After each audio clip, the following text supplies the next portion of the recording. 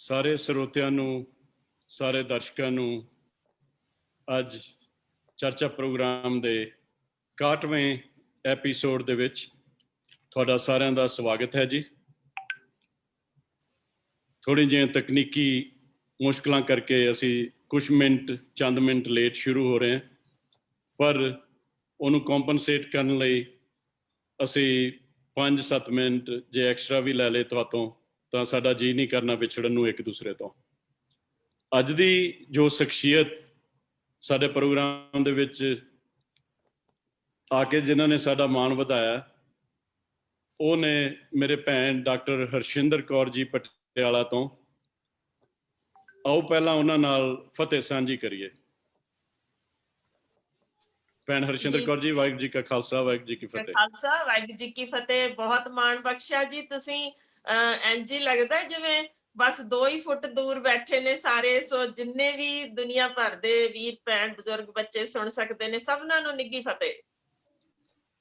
ਮੈਂ ਤੁਹਾਤੋਂ ਮਾਈਕ੍ਰੋਫੋਨ ਫੜ ਕੇ ਪਹਿਲਾਂ ਤੁਹਾਡੀ ਇੰਟਰੋਡਕਸ਼ਨ, ਤੁਹਾਡੀ ਵਾਕਫੀਅਤ 'ਚ ਚੰਦ ਲਫ਼ਜ਼ ਕਹਿਣੇ ਚਾਹੁੰਦਾ।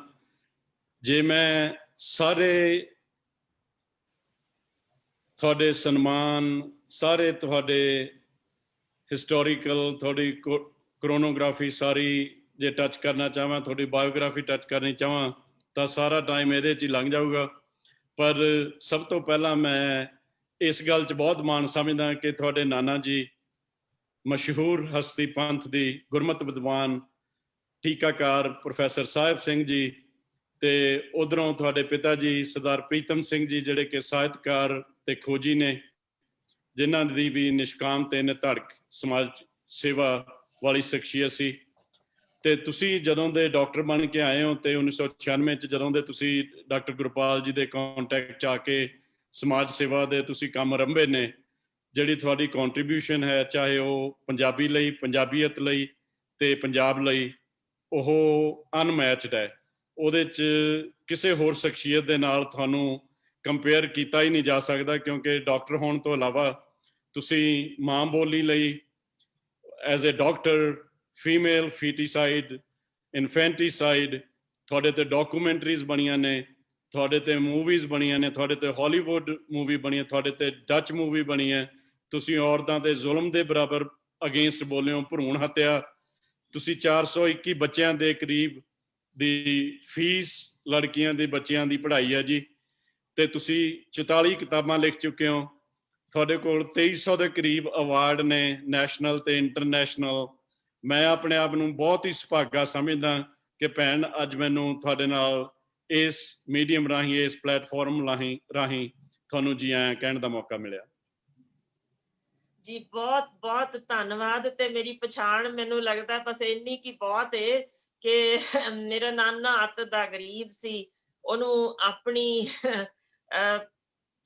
ਕੰਮ ਵਾਲੀ ਬਾਈ ਤੋਂ 2 ਰੁਪਏ ਲੈ ਕੇ ਘਰੋਂ ਨਿਕਲਣਾ ਪਿਆ ਸੀ। ਸੋ ਕਰਜ਼ਾਈ ਸੀ ਸਾਰੀ ਉਮਰ।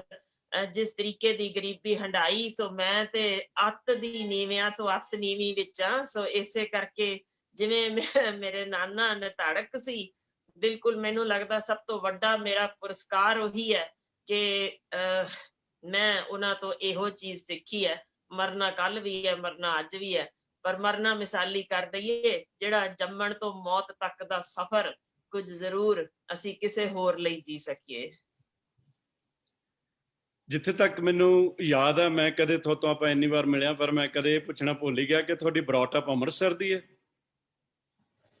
ਜੀ। ਮੈਂ ਜੰਮੀ ਪਟਿਆਲੇ ਸਾਂ ਪਰ ਜ਼ਿਆਦਾ ਸਮਾਂ ਅੰਮ੍ਰਿਤਸਰ। ਵੈਸੇ ਮੈਂ ਫਰੀਦਕੋਟ ਵੀ, ਜਿੱਥੇ ਜਿੱਥੇ ਪਾਪਾ ਜੀ ਜਾਂਦੇ ਸੀ, ਲੁਧਿਆਣੇ ਵੀ, ਸੋ ਚੰਡੀਗੜ੍ਹ ਵੀ, ਉਹਨਾਂ ਦੇ ਨਾਲ ਨਾਲ ਘੁੰਮ ਕੇ ਮੁੜ ਘਿੜ ਕੇ ਫਿਰ ਪਟਿਆਲੇ, ਜਿੱਥੇ ਮੈਂ ਜੰਮੀ ਐਕਚੁਅਲੀ ਰਜਿੰਦਰਾ ਹਸਪਤਾਲ 'ਚ ਸੀ, ਉੱਥੇ ਹੀ ਫਿਰ ਕੰਮ ਕਰਨਾ ਫਿਰ ਆ ਕੇ ਬਹਿ ਗਈ ਹਾਂ। ਮੈਂ ਵੀ ਤੁਹਾਡੇ ਕੋਲ ਉੱਥੇ ਹੀ, ਡਾਕਟਰ ਗੁਰਪਾਲ ਜੀ ਕੋਲ ਕਿੰਨੀ ਵਾਰ ਤੁਹਾਡੇ ਕੋਲ ਚਾਹ ਪੀਤੀ ਹੈ ਉੱਥੇ। ਤੇ ਤੁਹਾਡਾ ਭਗਤ ਪੂਰਨ ਸਿੰਘ ਜੀ ਪਿੰਗਲਵਾੜੇ ਨਾਲ ਤੁਹਾਡੇ ਪਿਤਾ ਜੀ ਹੋਰਾਂ ਦੀ ਕਾਫੀ ਸਾਂਝ ਸੀ ਜੀ? ਜੀ, ਸਾਡੇ ਘਰ ਕਈ ਵਾਰ ਉਹ ਰੁਕੇ। ਦਰਅਸਲ ਇੱਕ ਵਾਰ ਦੀ ਮੈਨੂੰ ਅਜੇ ਵੀ ਚੇਤੇ ਹੈ, ਇੱਕ ਬਜ਼ੁਰਗ ਸਨ ਜਿਨ੍ਹਾਂ ਦੀ ਯਾਦਾਸ਼ਤ ਭੁੱਲ ਚੁੱਕੀ ਹੋਈ ਸੀ, ਤੇ ਉਹ ਲੈ ਕੇ ਮੋਢੇ ਉੱਤੇ ਚੁੱਕ ਕੇ ਸਾਡੇ ਘਰ ਉਸ ਦਿਨ ਰਾਤ ਰੁਕੇ ਸਨ।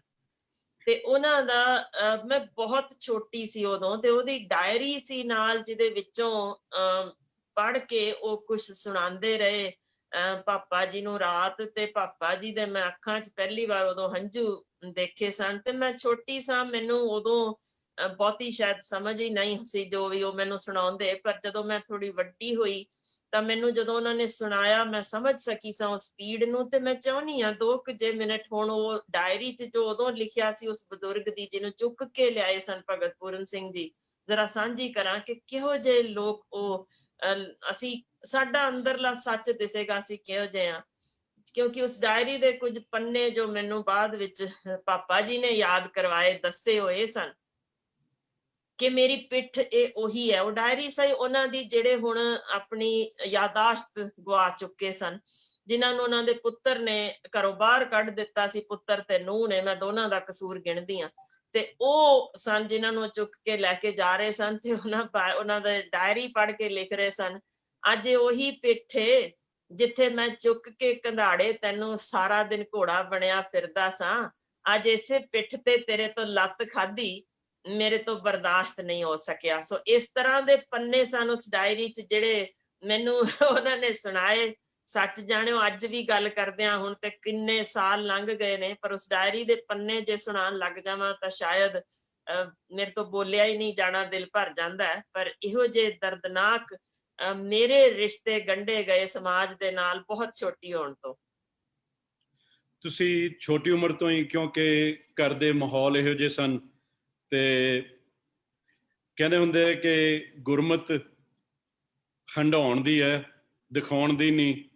ਤੁਹਾਡੇ ਲੈਕਚਰਾਂ ਚੋਂ, ਤੁਹਾਡੀਆਂ ਕਿਤਾਬਾਂ ਚੋਂ, ਤੁਹਾਡੀ ਜਿਹੜੇ ਜਿੰਨਾ ਵੀ ਤੁਹਾਡੀ ਕੰਟਰੀਬਿਊਸ਼ਨ ਹੈ ਪੰਜਾਬੀ ਤੇ ਪੰਜਾਬੀਅਤ ਲਈ, ਉਹ ਡੁੱਲ ਪੈਂਦੀ ਹੈ ਤੁਹਾਡੇ ਹਰ ਇੱਕ ਲੈਕਚਰ ਚੋਂ, ਹਰ ਇੱਕ ਸਪੀਚ ਚੋਂ, ਹਰ ਇੱਕ ਬੁੱਕ ਚੋਂ, ਹਰ ਇੱਕ ਮੈਸੇਜ ਚੋਂ। ਬਹੁਤ ਕੌਮ ਨੂੰ ਹਮੇਸ਼ਾ ਭਾਵਕ ਕਰਦੀਆਂ ਨੇ, ਕੌਮ ਨੂੰ ਜਗਾਉਂਦੀਆਂ ਨੇ। ਬੜੀਆਂ ਐਨਾਲਿਟੀਕਲ ਤੁਹਾਡੀਆਂ ਜਿਹੜੀਆਂ ਲਿਖਤਾਂ, ਖੋਜ ਭਰਪੂਰ, ਫੈਕਟਸ ਐਂਡ ਫਿਗਰਸ ਭਰਪੂਰ ਹੁੰਦੀਆਂ ਨੇ। ਸੋ ਆਓ ਅੱਜ ਦੇ ਟੌਪਿਕ ਵੱਲ ਵਧਦੇ ਹੋਏ ਨਾਲ ਦੀ ਨਾਲ, ਕਿਉਂਕਿ ਜੀ ਜੋ ਦੁੱਖ ਦਰਦ ਸਾਡੇ ਭੈਣ ਵੀਰ, ਨੌਜਵਾਨ, ਬੀਬੀਆਂ, ਬੱਚੇ ਪਿਛਲੇ 2 ਮਹੀਨਿਆਂ ਤੋਂ ਘੱਟੋ ਘੱਟ ਹੰਢਾ ਰਹੇ ਨੇ, ਸਿੱਧਾ ਐਜੀਟੇਸ਼ਨ ਦੇ ਵਿੱਚ, ਪਰ ਪਿਛਲੇ 5-6 ਦਹਾਕਿਆਂ ਤੋਂ ਗਰੀਬੀ ਦੀ ਜੋਨ ਹੰਢਾ ਰਹੇ ਨੇ। ਮੈਨੂੰ ਯਾਦ ਹੈ ਕਿ 1960 ਤੋਂ 1970 ਦੇ ਵਿੱਚ ਤਕਰੀਬਨ ਗ੍ਰੀਨ ਰੈਵੋਲੂਸ਼ਨ ਆਇਆ, ਜਦੋਂ ਤੋਂ ਇਹ ਕਹਿ ਲਓ ਕਿ ਅੰਨਦਾਤਾ ਦਾ ਨਾਂ ਮਸ਼ਹੂਰ ਹੋਇਆ। ਪੰਜਾਬ ਬ੍ਰੈਡ ਬਾਸਕਟ ਸੀਗੀ, ਪਰ ਉਸ ਤੋਂ ਬਾਅਦ ਪੰਜਾਬ ਨੇ ਦਰਦ ਹੀ ਹੰਢਾਏ ਨੇ। ਭਾਰਤ ਦਾ ਢਿੱਡ ਭਰ ਕੇ ਵੀ ਹਾਕਮਰਾਨਾਂ ਦੇ ਨਾਲ ਤਕਰੀਬਨ ਉਹਨਾਂ ਦੇ ਜ਼ੁਲਮ ਦਾ ਸ਼ਿਕਾਰ ਹੀ ਹੋਏ ਨੇ, ਚਾਹੇ ਸਾਡੀ 1978 ਦੀ ਵਿਸਾਖੀ ਹੋਵੇ, ਚਾਹੇ ਸਾਡਾ 1984 ਦਾ ਹੋਵੇ, ਚਾਹੇ ਹੁਣ ਵਾਲੀਆਂ ਹੋਣ। ਸੋ ਮੇਰੀ ਭੈਣ, ਆਪਣੇ ਆਪ ਤੁਸੀਂ ਦੱਸੋ ਕਿ ਸਾਡਾ ਸੰਘਰਸ਼ ਕਿੱਥੋਂ ਆਇਆ ਤੇ ਕੀ ਇਹਦੇ ਬਾਰੇ ਤੁਸੀਂ ਦੇਖਦੇ ਹੋ ਇੰਨੇ ਸਮੇਂ ਦਾ? ਹਾਂ, ਤੁਸੀਂ ਥੋੜਾ ਜਿਹਾ ਅਗਾਂਹ ਨੂੰ ਲੈ ਆਇਓ, ਮੈਂ ਪਿਛਾਂਹ ਲੈ ਜਾਂਦੀ ਹਾਂ ਥੋੜਾ ਜਿਹਾ। ਕਿ ਦੇਖੋ, ਹਾਂਜੀ, ਅਨੰਦਪੁਰ ਸਾਹਿਬ ਦੇ ਕਿਲੇ ਵਿੱਚ ਸਾਡੇ ਹੀ ਸਨ ਵੱਡੇ ਵਡੇਰੇ। 9 ਮਹੀਨੇ, ਕੋਈ ਉਂਗਲਾਂ ਤੇ ਘੰਟੇ ਵੀ ਗਣਨੇ ਸ਼ੁਰੂ ਹੋਈਏ ਤਾਂ ਕਿੰਨੇ ਲੱਗਦੇ ਨੇ। 9 ਮਹੀਨੇ ਤੜੇ ਰਹਿਣਾ ਚੁਫੇਰੇ ਦੁਸ਼ਮਣਾਂ ਦੇ ਵਿੱਚ, ਫਿਰ ਇਹ ਪਤਾ ਹੋਵੇ ਕਿ ਮੌਤ ਯਕੀਨੀ ਹੈ। ਉਸ ਹਾਲ ਵਿੱਚ ਜਦੋਂ ਪਾਣੀ ਤੱਕ ਕੱਟ ਦਿੱਤਾ ਗਿਆ, ਯਾਨੀ ਅੱਜ ਦੇ ਦਿਨ ਅਸੀਂ ਇਹ ਗੱਲ ਕੀਤੀ, ਹੁਣ ਕੱਲ ਹੀ ਇਹ ਵਾਪਰਿਆ ਕਿ ਦਿੱਲੀ ਤੋਂ ਪਾਣੀ ਦੇ ਦੇਣਾ, ਤੇ ਮੈਨੂੰ ਹਰਫ ਉਹ ਸਾਰਾ ਯਾਦ ਆ ਰਿਹਾ ਸੀ ਇਤਿਹਾਸ ਵਿੱਚ ਕਿ ਪਾਣੀ ਉਦੋਂ ਵੀ ਕੱਟਿਆ ਗਿਆ ਸੀ। ਤੇ ਕਿਵੇਂ ਸਾਡੇ ਨਿੱਕੇ ਬਾਲ ਸਨ 6 ਵਰਿਆਂ ਦਾ, ਤੁਸੀਂ ਅੰਦਾਜ਼ਾ ਤਾਂ ਲਾਓ ਕਿ ਉਸ ਵੱਲੋਂ ਵੀ ਕੋਈ ਵਿਦਰੋਹ ਨਹੀਂ ਸੀ। ਸ਼ਾਂਤਮਈ ਢੰਗ ਨਾਲ ਉੱਥੇ ਡਟੇ ਰਹਿਣਾ, ਸਿਰਫ ਆਪਣੀ ਅਣਖ ਬਰਕਰਾਰ ਰੱਖ ਕੇ। ਤੇ ਫਿਰ ਉੱਥੇ ਵੀ ਦਰਖਤਾਂ ਦੀਆਂ ਛਿਲੜਾਂ ਲਾ ਕੇ ਵੀ ਸਬਰ ਤੇ ਸੰਤੋਖ ਦਾ ਜੋ ਉਸ ਸਮੇਂ ਮੁਜੱਸਮਾ ਬਣ ਕੇ ਉਹ ਸਾਡੇ ਸਾਹਮਣੇ, ਸਾਰੇ ਸਾਡੇ ਹੀ ਵੱਡੇ ਵਡੇਰੇ ਨਾਲ ਜੁੜੇ ਸਨ ਗੁਰੂ ਸਾਹਿਬਾਨ ਦੇ, ਜੋ ਉਸ ਸਮੇਂ ਲੰਘਾ ਸਕੇ ਸਨ। ਤੇ ਸਾਡੇ ਅੰਦਰ ਜੀਨਸ ਤਾਂ ਉਹੀ ਨੇ, ਅਸੀਂ ਉਹੀ ਆ। ਤੇ ਅੱਜ ਵੀ ਇਹੋ ਜਿਹਾ ਸੰਘਰਸ਼, ਜਿੱਥੇ ਔਕੜਾਂ ਸਿਖਰ ਦੀਆਂ, ਯਾਨੀ ਤੁਸੀਂ ਸਮਝੋ ਕਿ ਕਿਸ ਨੂੰ ਡਰਾ ਰਹੇ ਨੇ ਤੇ ਕਿਵੇਂ ਡਰਾ ਰਹੇ ਨੇ। ਭਾਈ, ਅਸੀਂ ਖੋਪਰੀਆਂ ਲਵਾਉਣ ਵਾਲੇ ਨੇ ਸਾਡੇ ਵੱਡੇ ਵਡੇਰੇ, ਚਰਖੜੀਆਂ ਤੇ ਚੜਨ ਵਾਲੇ ਆ ਅਸੀਂ, ਤੇ ਫਿਰ ਜੰਬੂਰਾ ਨਾਲ ਮਾਸ ਪਟਵਾ ਸਕਦੇ ਆ, ਆਪਣੇ ਪੁੱਤਰਾਂ ਦੇ ਟੋਟੇ ਕਰਾ ਕੇ ਜਿਹੜੀਆਂ ਮਾਵਾਂ ਗਲੇ ਦੁਆਲੇ ਬਣਵਾ ਸਕਦੀਆਂ ਨੇ, ਜਿਨ੍ਹਾਂ ਦੇ ਮੂੰਹ 'ਚ ਉਹਨਾਂ ਦੇ ਬੱਚੇ ਦਾ ਦਿਲ ਤੁੰਨਿਆ ਜਾਂਦਾ ਹੋਵੇ ਤੇ ਪੂਰਾ ਉੱਥੇ ਖੜੀ ਖਲਕਤ ਇਹ ਮੰਨੇ ਕਿ ਮੱਥੇ ਤੇ ਸ਼ਿਕਨ ਤੱਕ ਨਹੀਂ, ਸਿਰਫ ਇੱਕੋ ਹੀ ਸ਼ਬਦ ਉਚਾਰਦੇ ਹੋਣ, ਤੇਰਾ ਕੀਆ ਮਿੱਠਾ ਲੱਗੇ। ਉਹਨਾਂ ਨੂੰ ਡਰਾ ਕਿਸ ਤੋਂ ਰਹੇ ਨੇ? ਪਾਣੀ ਦੀਆਂ ਬੁਛਾਰਾਂ ਤੋਂ। ਕਿਸ ਚੀਜ਼ ਤੋਂ ਡਰਾ ਰਹੇ ਨੇ? ਸੋਟੀਆਂ ਤੋਂ, ਗੋਲੀਆਂ ਤੋਂ।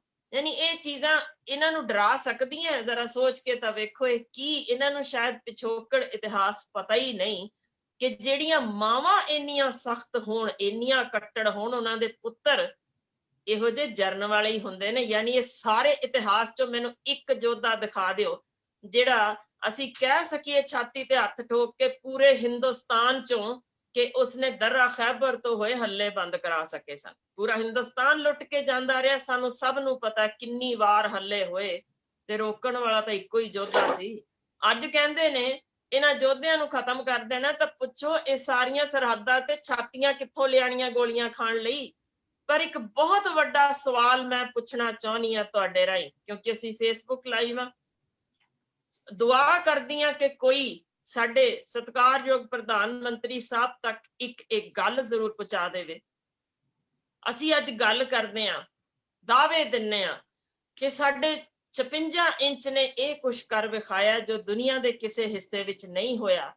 ਜ਼ਰਾ ਸਮਾਜ ਦੇ ਉੱਪਰੋਂ ਥੋੜਾ ਜਿਹਾ ਮੈਂ ਮੁਖੌਟਾ ਚੁੱਕ ਕੇ, ਜੋ ਕਿ ਸਰਕਾਰੀ ਅੰਕੜੇ ਨੇ, ਸਾਹਮਣੇ ਦੱਸਣਾ ਚਾਹੁੰਦੀ ਹਾਂ ਕਿ ਪਿਛਲੇ 5 ਸਾਲਾਂ ਵਿੱਚ ਸਾਡੀ ਸਰਕਾਰੀ ਰਿਪੋਰਟਾਂ ਦੱਸਾਂਗੀ, ਸਿਰਫ ਪਿਛਲੇ 5 ਸਾਲਾਂ ਵਿੱਚ 1,95,000 ਰੇਪ ਹੋਏ ਨੇ। ਮੈਂ ਇਸੇ ਹੀ ਮੁਲਕ ਦੀ ਗੱਲ ਕਰ ਰਹੀ ਹਾਂ ਜੋ ਰਿਕਾਰਡ ਬੋਲਦਾ, ਜਿੱਥੇ ਇਹਨਾਂ ਦੇ ਯੋਧੇ, ਮੈਂ ਸ਼ਬਦ ਵਰਤ ਰਹੀ ਹਾਂ, ਇਹਨਾਂ ਦੇ ਯੋਧੇ ਸਮੂਹਕ ਬਲਾਤਕਾਰ ਕਰਦੇ ਨੇ 8 ਵਰਿਆਂ ਦੀ ਬਾਲੜੀ ਦਾ ਧਾਰਮਿਕ ਥਾਂ ਦੇ ਵਿੱਚ, ਫਿਰ ਉਹਨੂੰ ਪਾੜ ਮੁਕਾਉਂਦੇ ਨੇ। ਇਹ ਦਾਅਵੇ ਕਰਦੇ ਨੇ ਸਾਡੇ ਤੇ ਉਂਗਲ ਕੇ ਇਹ ਯਾਨੀ ਤੁਸੀਂ ਵਿਰੋਧੀ ਹੋ ਇਸ ਮੁਲਕ ਦੇ, ਜਿਨ੍ਹਾਂ ਨੇ ਜਾਨਾਂ ਵਾਰੀਆਂ ਨੇ, ਜਿਹੜੇ ਤਿਰੰਗੇ 'ਚ ਲਿਪਟ ਕੇ ਆਉਂਦੇ ਹੁਣ ਉਹਨਾਂ ਨੂੰ ਵਿਰੋਧੀ ਗਿਣਦੇ ਨੇ।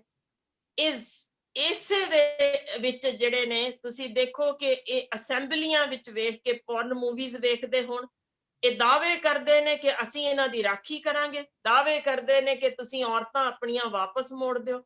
ਜਿਹੜੇ ਸੈਕਸ ਰੈਕਟ ਤੱਕ ਚਲਾਉਂਦੇ ਹੋਣ ਉਹਨਾਂ ਨੂੰ ਕੀ ਅਸੀਂ ਆਖਰ ਕਹਿ ਸਕਦੇ ਹਾਂ? ਤੁਸੀਂ ਹਿਸਾਬ ਲਾਓ, ਅੱਜ ਦੇ ਦਿਨ ਭਾਰਤ ਵਿੱਚ ਜੇ ਅਸੀਂ ਤਰੱਕੀ ਦੀ ਗੱਲ ਕਰਦੇ ਹਾਂ ਤਾਂ 6000 ਕੁੜੀਆਂ ਨੇ ਜਿਹੜੀਆਂ ਹਰ ਸਾਲ, ਇਹ ਪਿਛਲੇ 5 ਸਾਲਾਂ ਦੀ ਕਾਰਗੁਜ਼ਾਰੀ ਦੱਸ ਰਹੀ ਹਾਂ, ਹਰ ਸਾਲ ਬੱਚੇ ਜੰਮਣ ਲੱਗਿਆਂ ਮਰ ਰਹੀਆਂ ਨੇ। ਅਸੀਂ ਉਹ ਵੀ ਨਹੀਂ ਉਹਨਾਂ ਨੂੰ ਪਹੁੰਚਾ ਸਕੇ, ਤੇ ਕੀ ਕਿਸਾਨਾਂ ਦਾ ਪਾਣੀ ਰੋਕਣਗੇ?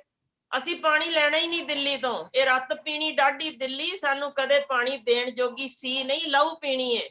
ਅਸੀਂ ਪਾਣੀ ਆਪਣੇ ਪੰਜਾਬ ਦਾ ਪੀਵਾਂਗੇ, ਸਾਨੂੰ ਗੁਰੂਆਂ ਪੀਰਾਂ ਵੱਲੋਂ ਬਖਸ਼ਿਸ਼ ਮਿਲੀ ਏ, ਰੋਟੀ ਅਸੀਂ ਉੱਥੋਂ ਲਈ ਨਹੀਂ। ਪਰ ਭਾਈ ਸਵਾਲ ਸਿਰਫ ਇਹ ਹੈ, ਤੁਸੀਂ ਬੈਠੇ ਹੋ ਜਿਸ ਮੁਲਕ ਵਿੱਚ, ਤੁਸੀਂ ਚੁਫੇਰੇ ਸਾਰੀ ਦੁਨੀਆ ਵੱਲ ਨਜ਼ਰ ਦੌੜਾ ਸਕਦੇ ਹੋ।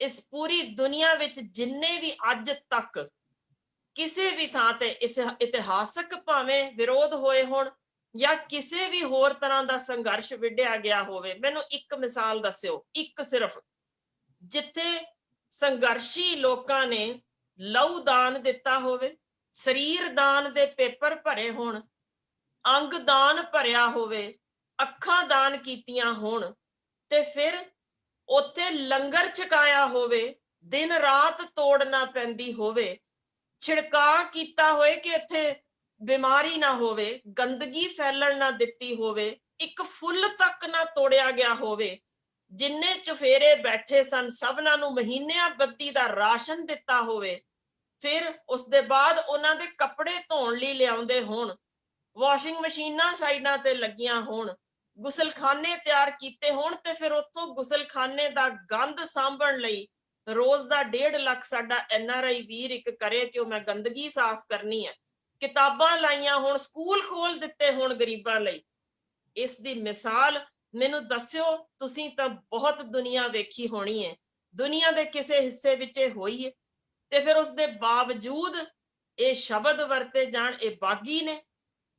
ਕਮਾਲ ਹੀ ਜੇ ਇਹੋ ਜਿਹੇ ਬਾਗੀ। ਮੈਂ ਤੇ ਅਰਦਾਸਾਂ ਕਰਦੀ ਹਾਂ ਦੁਨੀਆ ਦੇ ਹਰ ਹਿੱਸੇ ਵਿੱਚ ਜੇ ਹੋ ਜਾਣ, ਤੇ ਜ਼ਰਾ ਜ਼ਮੀਨੀ ਪੱਧਰ ਤੇ ਆ ਕੇ ਉਹਨਾਂ ਲੋਕਾਂ ਵੱਲ ਦੇਖੀਏ ਜਿਹੜੇ ਲੋੜਵੰਦ ਉੱਥੋਂ ਰੋਜ਼ ਢਿੱਡ ਭਰਦੇ ਨੇ, ਜਿਹੜੇ ਅਰਦਾਸਾਂ ਇਹ ਕਰਦੇ ਨੇ ਕਦੇ ਨਾ ਇੱਥੋਂ ਜਾਣ। ਇਹੋ ਜਿਹਾ ਸੰਘਰਸ਼ ਕਿਤੇ ਦਿਸਿਆ? ਭੈਣ ਜੀ, ਤਿਲਕ ਜਨਿਉ ਰਾਖਾ ਪ੍ਰਭ ਤਾਂਕਾ, ਇਸ ਕੌਮ ਨੇ ਕਿਸੇ ਸ਼ਹਾਦਤ ਦਾ, ਚਾਹੇ ਉਹ ਸਿੱਖੀਜ਼ਮ ਨਾਲ ਹਿਸਟੋਰੀਕਲ ਬੈਕਗਰਾਉਂਡ ਦੇ ਨਾਲ ਸੰਬੰਧਿਤ ਹੋਵੇ, ਚਾਹੇ ਆਜ਼ਾਦੀ ਤੋਂ ਪਹਿਲਾਂ ਹੋਵੇ, ਚਾਹੇ ਡਿਊਰਿੰਗ ਆਜ਼ਾਦੀ ਹੋਵੇ, ਚਾਹੇ ਉਹ ਮਾਡਰਨ ਸ਼ਹੀਦਾਂ ਤੇ ਆ ਕੇ ਰੁਕਦਾ ਹੋਵੇ, ਆਪਾਂ ਨੂੰ ਕਲੀਅਰਲੀ ਪਤਾ ਹੈ ਕਿ ਇਹਨਾਂ ਰਾਜਸੀ ਲੋਕਾਂ ਨੇ ਉਹਨਾਂ ਦਾ ਨਾਮ ਵਰਤਿਆ ਤੇ ਉਹਦਾ ਫਾਇਦਾ ਉਠਾਇਆ, ਪਰ ਉਹ ਯੋਧਿਆਂ ਨੂੰ, ਉਹ ਸ਼ਹੀਦਾਂ ਨੂੰ ਨਾ ਕਦੇ ਇਹਨਾਂ ਨੇ ਉਹਨਾਂ ਨੂੰ ਪ੍ਰੋਪਰਲੀ ਰਿਕੋਗਨਾਈਜ਼ ਕੀਤਾ ਤੇ ਨਾ ਹੀ ਉਹਨਾਂ ਨੂੰ ਕਿਸੇ ਜਗ੍ਹਾ ਤੇ ਲਿਆ ਕੇ ਇਹ ਇੰਨਾ ਕੁ ਯੋਗ ਸਮਝਿਆ ਕਿ ਘੱਟੋ ਘੱਟ ਸਨਮਾਨ ਕਰਕੇ ਉਹਨਾਂ ਦੇ ਹੱਕਾਂ ਲਈ, ਉਹਨਾਂ ਦੇ ਪਰਿਵਾਰਾਂ ਦੇ ਹੱਕਾਂ ਲਈ ਤੇ ਉਹਨਾਂ ਦੇ ਬੱਚਿਆਂ ਲਈ, ਉਹਨਾਂ ਦੀ ਪੜ੍ਹਾਈ ਲਈ ਅਸੀਂ ਐਵੇਂ ਹੀ ਫੋਕੇ ਨਾਅਰੇ ਹੁਣ ਤਾਈਂ ਲਾਉਂਦੇ ਆਏ ਹਾਂ ਕਿ ਅਸੀਂ ਜੈ ਜਵਾਨ ਤੇ ਜੈ ਕਿਸਾਨ ਦੇ ਹਾਮੀ ਹਾਂ। ਦੋਨੀ ਜਗ੍ਹਾ ਤੇ ਇਹਨਾਂ ਨੇ, ਉੱਥੇ ਜਵਾਨ ਮਰਵਾਉਂਦੇ ਨੇ ਤੇ ਇੱਥੇ ਕਿਸਾਨ ਮਰਵਾਉਂਦੇ ਨੇ, ਤੇ ਕੋਈ ਸ਼ੱਕ ਨਹੀਂ ਕਿ ਆਪ ਮੁੜ ਕੇ ਆਪਣੀਆਂ ਕੁਰਸੀਆਂ ਤੇ ਕਾਬਜ ਹੋ ਕੇ ਇਹਨਾਂ ਹੀ ਲੋਕਾਂ ਨੂੰ ਤੇ ਇਹਨਾਂ ਦੇ ਹੀ ਪਰਿਵਾਰਾਂ ਨੂੰ ਦਬਾਉਂਦੇ ਨੇ। ਜੀ ਬਿਲਕੁਲ, ਮੈਂ ਤੁਹਾਡੇ ਨਾਲ ਸਹਿਮਤ ਹਾਂ, ਪਰ ਇੱਕ ਸਵਾਲ ਹੈ ਕਿ ਇੱਥੇ ਜਿਨ੍ਹਾਂ ਨੂੰ ਇਹ ਮਾਰ ਰਹੇ ਨੇ, ਇਹਨਾਂ ਨੂੰ ਭੁੱਲ ਹੀ ਰਹੇ ਨੇ ਵੀ ਇਹ ਸਿਰਫ ਇਕੱਲੇ ਖੁਰਾਕ ਨਹੀਂ ਦਿੰਦੇ, ਇਹ ਤਾਂ ਛਾਤੀਆਂ ਦਿੰਦੇ ਨੇ। ਉਹ ਭੁੱਲ ਗਏ ਨੇ ਕਿ ਕਿਸੇ ਵੀ ਥਾਂ ਤੇ ਰੱਜੇ ਪੁੱਜਿਆਂ ਨੇ ਸਾਡੇ ਇੱਥੇ ਮੁਲਕ ਦੇ ਵਿੱਚ ਕਦੇ ਆਪਣੇ ਪੁੱਤਰ ਧੀਆਂ ਲੜਨ ਲਈ ਨਹੀਂ ਭੇਜੇ। ਜਿਹੜੇ ਸਰਹੱਦਾਂ ਤੇ ਮਰਨ ਜਾ ਰਹੇ ਨੇ, ਸ਼ਹੀਦ ਹੋਣ ਜਾ ਰਹੇ ਨੇ, ਜਿਹੜੇ ਦੋ ਹਿੱਸਿਆਂ ਵਿੱਚ ਵੱਢ ਕੇ ਆਉਂਦੇ ਨੇ, ਉੱਥੋਂ 12-12 ਨੂੰ ਝਟਕਾ ਕੇ, ਤੇ ਉਦੋਂ ਕੀ ਗੱਜਦੇ ਨੇ।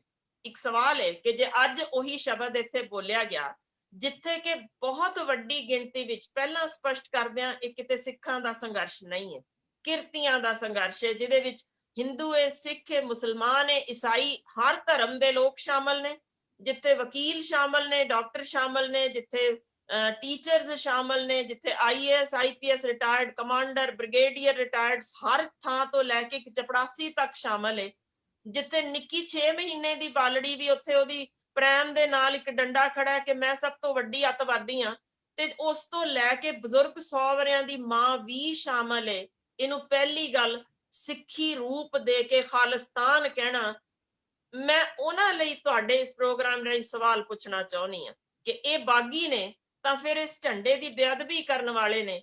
ਤਾਂ ਮੈਨੂੰ ਜਵਾਬ ਚਾਹੀਦਾ ਹੈ ਕਿ ਯੂਪੀ ਦੇ ਵਿੱਚ ਸਾਡੇ ਪ੍ਰਧਾਨ ਮੰਤਰੀ ਸਾਹਿਬ ਉੱਥੇ ਗਏ, ਉਸ ਥਾਂ ਤੇ ਹਿੰਦੁਸਤਾਨ ਦਾ ਸਾਡਾ, ਮੈਂ ਫਖਰ ਕਰਦੀ ਹਾਂ, ਮੈਂ ਇਸ ਭਾਰਤ ਦੀ ਬਸ਼ਿੰਦਾ, ਮੈਂ ਆਪਣੇ ਮੁਲਕ ਤੇ ਫਖਰ ਕਰਦੀ ਹਾਂ, ਜਿਵੇਂ ਤੁਸੀਂ ਕਰਦੇ ਹੋ। ਅਸੀਂ ਸਾਰੇ ਵੱਖੋ ਵੱਖਰੀ ਆਪਣੀ, ਪਰ ਇਸ ਮੁਲਕ ਦੇ ਵਿਚਲੀ ਗੰਦਗੀ ਜੋ ਕੁਰਸੀਆਂ ਤੇ ਬੈਠ ਚੁੱਕੀ ਆ, ਉਹਦੇ ਵਿਰੁੱਧ ਮੈਨੂੰ ਬੋਲਣ ਦਾ ਓਨਾ ਹੀ ਹੱਕ ਹੈ ਜਿੰਨਾ ਇਸ ਭਾਰਤ ਦਾ, ਕਿਉਂਕਿ ਇਹ ਕਿਸੇ ਦੀ ਜਾਗੀਰ ਨਹੀਂ ਹੈ, ਇਹ ਸਾਡੇ ਸਾਰਿਆਂ ਦੇ ਪੁਰਖਿਆਂ ਨੇ ਸਿਰਜਿਆ। ਆਜ਼ਾਦੀ ਐਵੇਂ ਹੀ ਇਹਨਾਂ ਨੇ ਨਹੀਂ ਸੀ ਲਈ।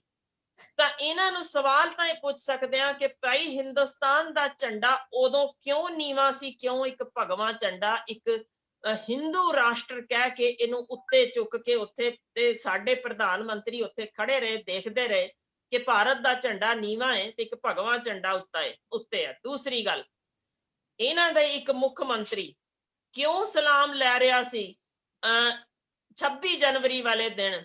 ਸਲਾਮ ਵੀ ਕੀਤੀ, ਨੈਸ਼ਨਲ ਐਂਥਮ ਵੀ ਪੜਿਆ ਗਿਆ, ਤੇ ਹਿੰਦੁਸਤਾਨ ਦਾ ਝੰਡਾ ਨਹੀਂ ਸੀ ਉੱਥੇ, ਝੰਡਾ ਭਗਵਾ ਸੀ। ਕਿਉਂ? ਆਖਰ ਕਿਉਂ? ਉਹ ਕੀ ਬੇਅਦਬੀ ਨਹੀਂ ਸੀ? ਤੀਸਰਾ ਸਵਾਲ, ਪਾਰਲੀਮੈਂਟ ਨਵੀਂ ਬਿਲਡਿੰਗ ਬਣੀ, ਸਭ ਜਾਣਦੇ ਨੇ, ਉੱਥੇ ਜੋ ਧਰਤੀ ਪੂਜਨ ਕੀਤਾ ਗਿਆ, ਭੂਮੀ ਪੂਜਨ, ਮੈਨੂੰ ਦੱਸ ਦਿਓ ਕਿ ਇਹ ਸੁਤੰਤਰ ਭਾਰਤ ਕੀ ਸਿਰਫ ਇੱਕ ਧਰਮ ਨਾਲ ਸੰਬੰਧਿਤ ਜਾਂ ਸੈਕੂਲਰਿਜ਼ਮ ਦਾ, ਜਿੱਥੇ ਅਸੀਂ ਰੌਲਾ ਪਾ ਰਹੇ ਹਾਂ ਦੁਨੀਆ ਭਰ ਵਿੱਚ, ਉਹ ਸੈਕੂਲਰਿਜ਼ਮ ਕਿੱਥੇ ਉੱਡ ਗਿਆ?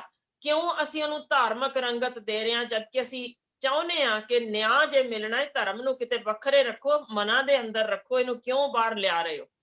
ਜਾਣ ਬੁੱਝ ਕੇ ਪਾੜ ਪਾਉਣ ਲਈ ਇੱਕ ਧਰਮ ਦਾ ਉੱਥੇ ਦੱਸਣ ਦਾ ਕੀ ਮਤਲਬ ਹੈ ਕਿ ਪਾਰਲੀਮੈਂਟ ਸਿਰਫ ਇੱਕ ਧਰਮ ਨੂੰ ਮੰਨਣ ਵਾਲਿਆਂ ਲਈ ਹੈ? ਜਾਂ ਤਾਂ ਜੇ ਧਰਮ ਹੀ ਵਿੱਚ ਲਿਆਉਣਾ ਸੀ, ਜਾਂ ਤਾਂ ਸਰਬ ਧਰਮ ਅਸੀਂ ਕਹਿੰਦੇ ਜੀ ਉੱਥੇ ਕਰ ਦਿੱਤਾ, ਨਹੀਂ ਤਾਂ ਧਰਮ ਦੀ ਲੋੜ ਹੀ ਨਹੀਂ। ਆਪਾਂ ਇਹ ਖਿਮਾ ਕਰਿਓ ਸ਼ਬਦ ਬਹੁਤ ਕੌੜਾ ਜੇ ਪਖੰਡ ਕਿਉਂ ਕਰ ਰਹੇ ਹਾਂ? ਪਖੰਡ ਇਸ ਕਰਕੇ ਕਿਹਾ ਕਿ ਉਸੇ ਹੀ ਰੱਬ ਦਾ ਨਾਂ ਲੈ ਕੇ ਜਿਹੜੀ ਕਹਿੰਦੀ ਏ, ਜਿਨ੍ਹਾਂ ਦੇ ਵਿੱਚ ਸਾਡੀ ਇੱਕ ਮਾਂ ਚੰਡੀ ਕਹਿੰਦੀ ਏ ਦੁਸ਼ਟਾਂ ਨੂੰ ਖਤਮ ਕਰ ਦਿਓ, ਮਾਰ ਮੁਕਾ ਦਿਓ, ਤੇ ਉਹ ਦੁਸ਼ਟ ਮੰਦਿਰ ਦੇ ਅੰਦਰ ਹੀ ਸਮੂਹਕ ਬਲਾਤਕਾਰ ਕਰਦੇ। ਹੁਣ ਇਸ ਤਰ੍ਹਾਂ ਦੀ ਨੀਵੀਂ ਸੋਚ ਵਾਲੇ ਅੱਜ ਉਹ ਕਿਸ ਜਿਗਰੇ ਨਾਲ ਕਹਿ ਰਹੇ ਨੇ ਕਿ ਅਸੀਂ ਝੰਡੇ ਦਾ ਉੱਥੇ ਯਾਨੀ ਮਾਣ ਕਿਤੇ ਨੀਵਾਂ ਕਰ ਦਿੱਤਾ। ਸਾਡੇ ਨੌਜਵਾਨ ਲਿਪਟ ਕੇ ਆਉਂਦੇ ਨੇ, ਸਾਡੇ ਵੀਰ ਨਿੱਕੇ ਨਿੱਕੇ ਬੱਚੇ ਇਸੇ ਝੰਡੇ ਦੇ ਵਿੱਚ, ਤੇ ਜਦੋਂ ਉੱਥੇ ਗੱਜਦੇ ਨੇ ਬੋਲੇ ਸੋ ਨਿਹਾਲ, ਉਦੋਂ ਖਾਲਿਸਤਾਨੀ ਨਹੀਂ ਹੁੰਦੇ। ਉਦੋਂ ਕਿਉਂ ਕਹਿੰਦੇ ਨੇ ਕਿ ਯਰਕ ਗਏ? ਪਾਕਿਸਤਾਨ ਦੀ ਸਰਹੱਦ ਤੇ ਨਾਰਾ ਗੱਜਿਆ ਜਾਂਦਾ ਤਾਂ ਵੀ ਨਹੀਂ ਹੁੰਦੇ ਖਾਲਿਸਤਾਨੀ, ਚੀਨ ਦੀ ਸਰਹੱਦ ਤੇ ਨਹੀਂ ਹੁੰਦੇ। ਤਾਂ ਫਿਰ ਆਖਰ ਕਿਉਂ ਜਦੋਂ ਵੀ ਇਸ ਚੀਜ਼ ਨਾਲ ਲਹੂ ਗਰਮਾਉਣ ਦੀ ਗੱਲ ਹੋਏ, ਉਹ ਹਿੰਦੁਸਤਾਨ ਵਿੱਚ ਜੇ ਕੋਈ ਕਹਿੰਦਾ ਅੱਲਾਹੂ ਅਕਬਰ ਮੇਰਾ ਹੀ ਭਰਾ ਹੋਏਗਾ, ਤੇ ਜੋ ਆਪਣਾ ਲਹੂ ਗਰਮਾਉਣ ਲਈ ਇਹ ਬੋਲਦਾ ਹੈ, ਤਾਂ ਮੈਨੂੰ ਤਾਂ ਨਹੀਂ ਲੱਗਦਾ ਕਿ ਉਹ ਹਿੰਦੁਸਤਾਨ ਦੇ ਵਿਰੁੱਧ ਹੈ। ਤੇ ਜੇ ਇਸੇ ਧਰਤੀ ਦੇ ਉੱਤੇ ਕੋਈ ਆਪਣੇ ਰੱਬ ਦਾ ਨਾਂ ਲੈਂਦਿਆਂ ਭਾਵੇਂ ਉਹ ਬੰਬ ਬੋਲੇ ਵੀ ਕਹਿੰਦਾ ਹੋਵੇ, ਤਾਂ ਉਹ ਆਪਣੇ ਅੰਦਰਲੇ ਲਹੂ ਨੂੰ ਗਰਮਾਉਣ ਲਈ ਗੱਲ ਕਰਦਾ ਹੈ। ਉਸੇ ਤਰ੍ਹਾਂ ਜੇ ਕੋਈ ਬੋਲੇ ਸੋ ਨਿਹਾਲ ਕਹਿੰਦਾ ਤਾਂ ਕੱਲਾ ਇਹ ਕਿਉਂ, ਆਖਰ ਕਿਉਂ ਇਸ ਧਰਤੀ ਦੇ ਉੱਤੇ ਨਿਸ਼ਾਨੇ ਉੱਤੇ ਆ ਜਾਂਦਾ, ਜਦੋਂ ਕਿ ਗੱਲ ਹੋਏ ਅੱਜ ਟਾਇਰ ਪਾ ਕੇ ਸਾੜਨ ਦੀ ਜਾਂ ਗੱਲ ਹੋਏ ਗੱਡੀਆਂ ਸਾੜਨ ਦੀ? ਕਿਹੜੀ ਸਰਕਾਰ ਹੈ ਜਿਨੇ ਸਹੀ ਮਾਇਨਿਆਂ ਵਿੱਚ ਇੱਥੇ ਸੈਕੂਲਰਿਜ਼ਮ ਨੂੰ ਕਿਤੇ ਵੀ ਉੱਗਣ ਦਿੱਤਾ? ਸਿਰਫ ਆਪਣੀਆਂ ਕੁਰਸੀਆਂ ਤੱਕ ਸੀਮਤ, ਆਪਣੇ ਗਿਰੇਬਾਨ 'ਚ ਝਾਤ ਮਾਰਨ ਕਿ ਇਹ ਕਿਉਂ ਕਿਰਤੀਆਂ ਨੂੰ ਮਿੱਝ ਕੇ ਉਹਨਾਂ ਦੇ ਲਹੂ ਦੇ ਉੱਤੇ ਆਪਣੀਆਂ ਕੁਰਸੀਆਂ ਟਿਕਾਉਣਾ ਚਾਹੁੰਦੇ ਨੇ। ਜੋ ਕੁਝ ਉੱਥੇ ਕੱਲ ਤੇ ਪਰਸੋਂ ਬਾਰਡਰਸ ਤੇ ਹੋਇਆ ਜੀ, ਖਾਸ ਕਰਕੇ ਜਿੱਥੇ ਟਕੈਤ ਸੀਗੇ, ਆਪਾਂ ਨੂੰ ਸਾਰਿਆਂ ਨੂੰ ਪਤਾ ਕਿ ਸਿੱਖ ਭਰਾ, ਖਾਲਸਾ ਏਡ, ਸਾਰੇ ਜਿੰਨੇ ਵੀ ਉੱਥੇ ਲੰਗਰਾਂ ਦਾ ਪ੍ਰਬੰਧ ਹੈ, ਜਿੱਥੇ ਵੀ ਮੈਡੀਕਲ ਦਾ ਪ੍ਰਬੰਧ ਹੈ, ਕੰਬਲਾਂ ਦਾ ਪ੍ਰਬੰਧ ਹੈ, ਹੋਰ ਸਾਰੀਆਂ ਫੈਸਿਲਿਟੀਜ਼, ਜੁੱਤੀਆਂ ਤੱਕ ਸਾਡੇ ਬਾਹਰੋਂ ਬੈਠੇ NRI ਭਰਾ ਕੰਬਲ, ਸਰਦੀਆਂ ਦੀਆਂ ਚੀਜ਼ਾਂ ਭੇਜ ਰਹੇ ਨੇ। ਅਸੀਂ ਹਮੇਸ਼ਾ ਹੀ, ਮੈਂ ਅਸਲੀ ਸਿੱਖ ਤੇ ਸੱਚੇ ਸਿੱਖ ਦੀ ਗੱਲ ਕਰਦਾ ਕਿ ਅਸਲ 'ਚ ਅਸੀਂ ਇਨਸਾਨੀਅਤ ਦੇ ਪ੍ਰਮੋਟਰ ਹਾਂ। ਅਸੀਂ ਸ਼ਾਂਤੀ ਦੇ ਪੁੰਜ ਹਾਂ, ਪਰ ਇਨਸਾਨੀਅਤ ਦੇ ਹੱਕਾਂ ਦੀ ਰਾਖੀ ਕਰਨੀ ਚਾਹੁੰਦੇ ਹਾਂ। ਇਹ ਜੋ ਅਡਾਨੀ ਅੰਬਾਨੀ ਦੇ ਨਾਲ ਰਲ ਕੇ ਜਿਹੜੇ ਬਿੱਲ ਬਣਾਏ ਜਾ ਰਹੇ ਨੇ, ਇਹ ਇਕੱਲੇ ਕਿਸਾਨਾਂ ਤੇ ਮਜ਼ਦੂਰਾਂ ਤੋਂ ਇਲਾਵਾ ਦੇਸ਼ ਦੀ ਬਹੁਤ ਸਾਰੀ ਕਰਪਸ਼ਨ ਨੂੰ ਐਕਸਪੋਜ਼ ਕਰਦੇ ਨੇ, ਕਿਉਂਕਿ ਪ੍ਰਧਾਨ ਮੰਤਰੀ ਦੇ ਜਿੰਨੇ ਵੀ ਫੋਰਨ ਦੇ ਦਾਇਰੇ ਹੋਏ ਨੇ, ਉਹਨਾਂ 'ਚ ਬੇਹੱਦ ਕਰਪਸ਼ਨ ਹੋਈ ਹੈ। ਇਹਨਾਂ ਅਡਾਨੀਆਂ ਅੰਬਾਨੀਆਂ ਦੀ ਝੋਲੀ ਭਰੀ ਗਈ ਹੈ। ਮੈਂ ਇਹ ਸਵਾਲ ਇਸ ਕਰਕੇ ਇੱਥੇ ਲਿਆ ਰਿਹਾ ਕਿਉਂਕਿ ਜਿਹੜਾ ਪੈਸਾ ਉਹਨਾਂ ਦੀ ਝੋਲੀ 'ਚ ਜਾਂਦਾ, ਉਹ ਗਰੀਬਾਂ ਤੋਂ ਖੋਹ ਕੇ ਜਾਂਦਾ। ਉਹ ਗਰੀਬਾਂ ਦੀ ਹੱਕ ਤੇ ਉਹਨਾਂ ਦੀ ਇਨਫਰਾਸਟਰਕਚਰ, ਉਹਨਾਂ ਦੀ ਪੜ੍ਹਾਈ, ਉਹਨਾਂ ਦੀ ਹੈਲਥ, ਉਹਨਾਂ ਦੀ ਐਜੂਕੇਸ਼ਨ, ਉਹਨਾਂ ਦੀ ਜੌਬਸ, ਉਹਨਾਂ ਦੀ ਬੈਟਰ এনवायरमेंट, ਬੈਟਰ 에ਅਰ ਤੇ pollution control, better railway, better transportation ਵਗੈਰਾ ਤੋਂ ਖੋਹ ਕੇ ਇਹ ਪੈਸਾ ਉਹਨਾਂ ਦੀ ਕਾਰਪੋਰੇਟ ਘਰਾਣਿਆਂ ਦੀ ਜੇਬ 'ਚ ਜਾਂਦਾ। ਮੈਨੂੰ ਪਤਾ ਕਿ ਤੁਸੀਂ ਤੇ ਮੈਂ ਕਈ ਵਾਰੀ ਵਿਚਾਰਾਂ ਕੀਤੀਆਂ ਨੇ, ਸਾਡੇ ਪੰਜਾਬ ਨੂੰ ਵੀ ਕਾਰਪੋਰੇਟ ਘਰਾਣਿਆਂ ਨੇ ਇਸੇ ਤਰੀਕੇ ਨਾਲ ਗਰੀਬਾਂ ਤੋਂ, ਕਿਸਾਨਾਂ ਤੋਂ, ਮਜ਼ਦੂਰਾਂ ਤੋਂ ਖੂਹ ਕੇ ਇਹਨਾਂ ਦੇ ਮੂੰਹਾਂ ਤੇ ਖੂਨ ਲੱਗਿਆ ਹੋਇਆ। ਸੋ ਇਸ ਤੋਂ ਅੱਗੇ ਤੁਸੀਂ ਗੱਲ ਤੋਰੋ ਜੀ। ਬਿਲਕੁਲ, ਕਿਰਤੀਆਂ ਦਾ ਹਾਲ ਹੀ ਦੱਸਣ ਲੱਗੀਆਂ ਕਿ ਇਹਨਾਂ ਦਾ ਜੇ ਇਹ ਕਹਿੰਦੇ ਨੇ ਅਸੀਂ 1% ਵੀ ਕੁਝ ਸਵਾਰਿਆ ਤਾਂ 47%, ਮੈਂ ਹੁਣ ਸਿਰਫ ਪਿਛਲੇ ਵਰੇ ਦੀ ਗੱਲ ਕਰਦੀ ਹਾਂ, 47% ਨੇ ਸਾਡੀਆਂ ਟੀਨੇਜ ਗਰਲਸ ਜਿਹੜੀਆਂ 15 ਤੋਂ 19 ਸਾਲ ਦੀਆਂ, ਜਿਹੜੀਆਂ ਅੰਡਰ ਨਰਿਸ਼ਡ ਨੇ, ਉਹਨਾਂ ਨੂੰ ਪੂਰਾ ਖਾਣਾ ਹੀ ਨਹੀਂ ਮਿਲ ਰਿਹਾ। ਤੇ 56% ਨੇ ਉਹਨਾਂ 'ਚ ਜਿਨ੍ਹਾਂ 'ਚ ਲਹੂ ਦੀ ਕਮੀ ਹੈ, ਆਇਰਨ ਡੈਫੀਸ਼ੀਐਂਸੀ ਲੱਭੀ ਗਈ ਜੇ। ਯਾਨੀ ਇਹ ਹਕੀਕਤ ਹੈ ਸਾਡੇ ਇਸ ਵੇਲੇ ਮੁਲਕ ਦੀ, ਜਿਹਦੇ ਵਿੱਚ ਅਸੀਂ ਕਹਿੰਦੇ ਹਾਂ ਕਿ ਇਹਨਾਂ ਨਾਲ ਅਸੀਂ ਬਹੁਤ ਕੁਝ ਸਵਾਰ ਦਿੱਤਾ, ਤੇ ਸਾਡੀਆਂ ਅੱਜ ਵੀ ਧੀਆਂ ਮਜਬੂਰ ਨੇ ਸਕੂਲਾਂ ਨੂੰ ਛੱਡਣ ਲਈ, ਭਾਵੇਂ ਕਿੰਨੀਆਂ ਹੀ ਲਾਇਕ ਹੋਣ, ਕਿਉਂਕਿ ਸਕੂਲਾਂ ਵਿੱਚ ਅਜੇ ਤੱਕ ਅਸੀਂ ਉਹਨਾਂ ਨੂੰ ਵਾਸ਼ਰੂਮਸ ਪ੍ਰੋਵਾਈਡ ਨਹੀਂ ਕਰਕੇ ਦਿੱਤੇ, ਪੀਣ ਦਾ ਪਾਣੀ ਨਹੀਂ ਦੇ ਸਕੇ। ਇਸ ਹਾਲ ਤੇ ਲਿਆ ਕੇ ਤੇ ਅਜੇ ਹੁਣ ਅਸੀਂ ਕਹਿੰਦੇ ਆ ਕਿ ਤੁਹਾਡਾ ਲਹੂ ਅਸੀਂ ਤਾਂ ਨਿਚੋੜ ਹੀ ਲਿਆ, ਹੁਣ ਚਮੜੀ ਉਧੇੜਨੀ ਹੈ। ਤੇ ਫਿਰ ਉੱਤੋਂ ਕਿਆ ਕਮਾਲ ਦਾ, ਦੇਖੋ ਮੈਂ ਇੱਕ ਸਿੰਪਲ ਜੀ ਲੌਜਿਕ ਦੱਸਣਾ ਚਾਹੁੰਦੀ ਆ ਕਿ ਇੱਕ ਪੁੱਤਰ ਨੂੰ ਇੱਕ ਪਿਓ ਜਬਰੀ ਕਹਿ ਰਿਹਾ ਤੂੰ ਪੈਰ ਵਿੱਚ ਜੁੱਤੀ ਪਾ, ਉਹ ਕਹਿੰਦਾ ਜੀ ਤੰਗ ਹੈ, ਨਹੀਂ ਆ ਰਹੀ, ਨਹੀਂ ਤੂੰ ਪਾਏਗਾ, ਭਾਈ ਮੇਰਾ ਪੈਰ ਛਿੱਲਿਆ ਜਾਂਦਾ, ਨਹੀਂ ਆ ਰਹੀ, ਚੰਗਾ ਇਹਨੂੰ ਰੱਖ ਲੈ, 2 ਸਾਲ ਬਾਅਦ ਅੱਗੋਂ ਪਾ ਲਈ। ਯਾਨੀ ਕੀ ਦੱਸਣਾ ਚਾਹੁੰਦੇ ਆ ਕਿ 2 ਸਾਲ ਬਾਅਦ ਜਦੋਂ ਬੱਚਾ ਹੋਰ ਵੱਧ ਜਾਏਗਾ ਤਾਂ ਉਹੀ ਜੁੱਤੀ ਤੰਗ ਉਹਨੂੰ ਫਿਰ ਉਦੋਂ ਵੀ ਕੀ ਪੂਰੀ ਆਏਗੀ। ਇਹੋ ਜਿਹਾ ਮਜ਼ਾਕ, ਮੈਂ ਕੋਝਾ ਮਜ਼ਾਕ ਕਹਿੰਨੀ ਆ ਜੋ ਅਸੀਂ ਕਰ ਰਹੇ ਆ, ਇੱਕ ਅੜੀ, ਇੱਕ ਜ਼ਿੱਦ। ਫ੍ਰੈਂਚ ਰੈਵੋਲੂਸ਼ਨ ਜੇ ਆਪਾਂ ਯਾਦ ਕਰੀਏ, ਇਨ ਬਿਨ ਹੂ ਬਹੂ ਉਹੀ ਮਾਹੌਲ ਸਿਰਜਿਆ ਗਿਆ ਇਸ ਵੇਲੇ, ਜਿੱਥੇ ਸਿਰ ਤਾਣ ਕੇ ਅਸੀਂ ਕਹਿੰਦੇ ਆ ਸਿਰਫ ਇੱਕੋ ਪਾਸੇ ਦੀ ਗੱਲ ਸੁਣੀ ਜਾਏਗੀ, ਦੂਜੀ ਪਾਸੇ ਦੀ ਸੁਣੀ ਨਹੀਂ ਜਾਣੀ। ਤੇ ਜਿਵੇਂ ਉਹ ਕਹਿ ਰਹੇ ਸਨ ਕਿ ਭਾਈ ਜੇ ਤੁਹਾਨੂੰ ਨਹੀਂ ਮਿਲਦੀ ਬ੍ਰੈਡ ਕੇਕ ਖਾ ਲਓ, ਇਨ ਬਿਨ ਇਹੋ ਗੱਲ ਏ ਕਿ ਭਾਈ ਤੁਸੀਂ ਇਹਨਾਂ ਨੂੰ ਵੇਚੋ ਤਾਂ ਸਹੀ, ਫਿਰ ਦੇਖਦੇ ਆ। ਤੇ ਜਿਹੜਾ ਅੱਗੇ ਹੀ ਸਾਡਾ ਹਰ ਜੰਮਦਾ ਬੱਚਾ ਅੱਜ 2.5 ਲੱਖ ਦੇ ਕਰਜ਼ੇ ਦੇ ਅਧੀਨ ਹੈ, ਉਹਨੂੰ ਅਜੇ ਹੋਰ ਕਰਜ਼ਈ ਕਰਨਾ, ਉਹਨਾਂ ਤੋਂ ਸਭ ਕੁਝ ਖੋਹ ਲੈਣਾ, ਜ਼ਮੀਨਾਂ ਖੋਹ ਲੈਣੀਆਂ। ਸਾਨੂੰ ਪਤਾ ਹੈ ਯੂਪੀ ਵਿੱਚ ਕੀ ਹੋਇਆ, ਇਹੋ ਕੁਝ ਲਾਗੂ ਹੋਇਆ ਸੀ, ਜਿੱਥੇ ਮਜਬੂਰ ਹੋ ਗਏ ਉੱਥੋਂ ਬਿਹਾਰ ਤੋਂ ਵੀ, ਯੂਪੀ ਤੋਂ ਲੋਕ ਜ਼ਮੀਨਾਂ ਗਰੀਬ ਬੰਦੇ ਵੇਚ ਕੇ ਮਜਬੂਰ ਨੇ ਕਿਸੇ ਹੋਰ ਥਾਂ ਨੌਕਰੀ ਕਰਨ ਲਈ।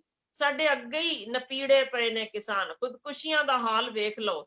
ਤੇ ਹੁਣ ਜਦੋਂ ਕਾਰਪੋਰੇਟ ਘਰਾਣਿਆਂ ਨੇ ਉਹਨਾਂ ਨੂੰ ਕਬਜ਼ਾ ਕਰਨਾ ਹੈ ਤਾਂ ਕਿਹੜੀ ਥਾਂ ਤੇ ਮਰਨ। ਬਾਜੀ ਜ਼ਰਾ ਹਿਸਾਬ ਲਾ ਲਓ, ਜਦੋਂ ਤੋਂ ਨੋਟਬੰਦੀ ਹੋਈ, ਜਿਹੜਾ ਵੀ ਕਾਲਾ ਧਨ ਆਉਣਾ ਸੀ, ਸਾਨੂੰ ਨਹੀਂ ਪਤਾ ਕਿਸ ਕਿਸਮ ਦਾ ਕਾਲਾ ਤੇ ਕਿਹਨਾਂ ਦੇ ਖਜ਼ਾਨਿਆਂ ਚੋਂ ਆਉਣਾ ਸੀ, ਪਰ ਜਦੋਂ ਉਦੋਂ ਦੇ ਮੋਏ ਲੋਕ, ਮੈਂ ਇੱਕ ਬਤੌਰ ਡਾਕਟਰ ਗੱਲ ਕਰਦੀ ਆ, ਅੱਜ ਦੇ ਦਿਨ ਵੀ ਸਾਡੇ ਕੋਲ ਹਸਪੀਟਲਸ ਵਿੱਚ ਆਉਂਦੇ ਨੇ ਲੋਕ, ਜੇਬਾਂ ਕੱਢ ਕੇ ਐ ਦਿਖਾ ਦਿੰਦੇ ਨੇ ਵਿਚਾਰੇ ਗਰੀਬ ਕਿ ਇੱਕ ਆਨਾ ਵੀ ਨਹੀਂ ਮਾਰਨਾ, ਮਾਰ ਦੋ ਅਸੀਂ ਇੰਝ ਹੀ ਮਰ ਜਾਵਾਂਗੇ, ਜੇ ਦੇ ਸਕਦੇ ਹੋ ਕੁਝ ਤਾਂ ਸਾਨੂੰ ਦੇ ਦਿਓ, ਅਸੀਂ ਦਵਾਈਆਂ ਤਾਂ ਫ੍ਰੀ ਛੱਡੋ, ਦੁੱਧ ਚਾਹ ਵੀ ਉੱਥੋਂ ਪੱਲਿਓ ਉਹਨਾਂ ਨੂੰ ਪਿਆਈ ਦੀ। ਇਸ ਹਾਲ ਚ ਨੇ ਅਜੇ ਨੋਟਬੰਦੀ ਤੋਂ ਉਭਰੇ ਨਹੀਂ ਲੋਕ, ਉੱਪਰੋਂ ਹੁਣੇ ਦੂਜਾ ਦਬਾਅ।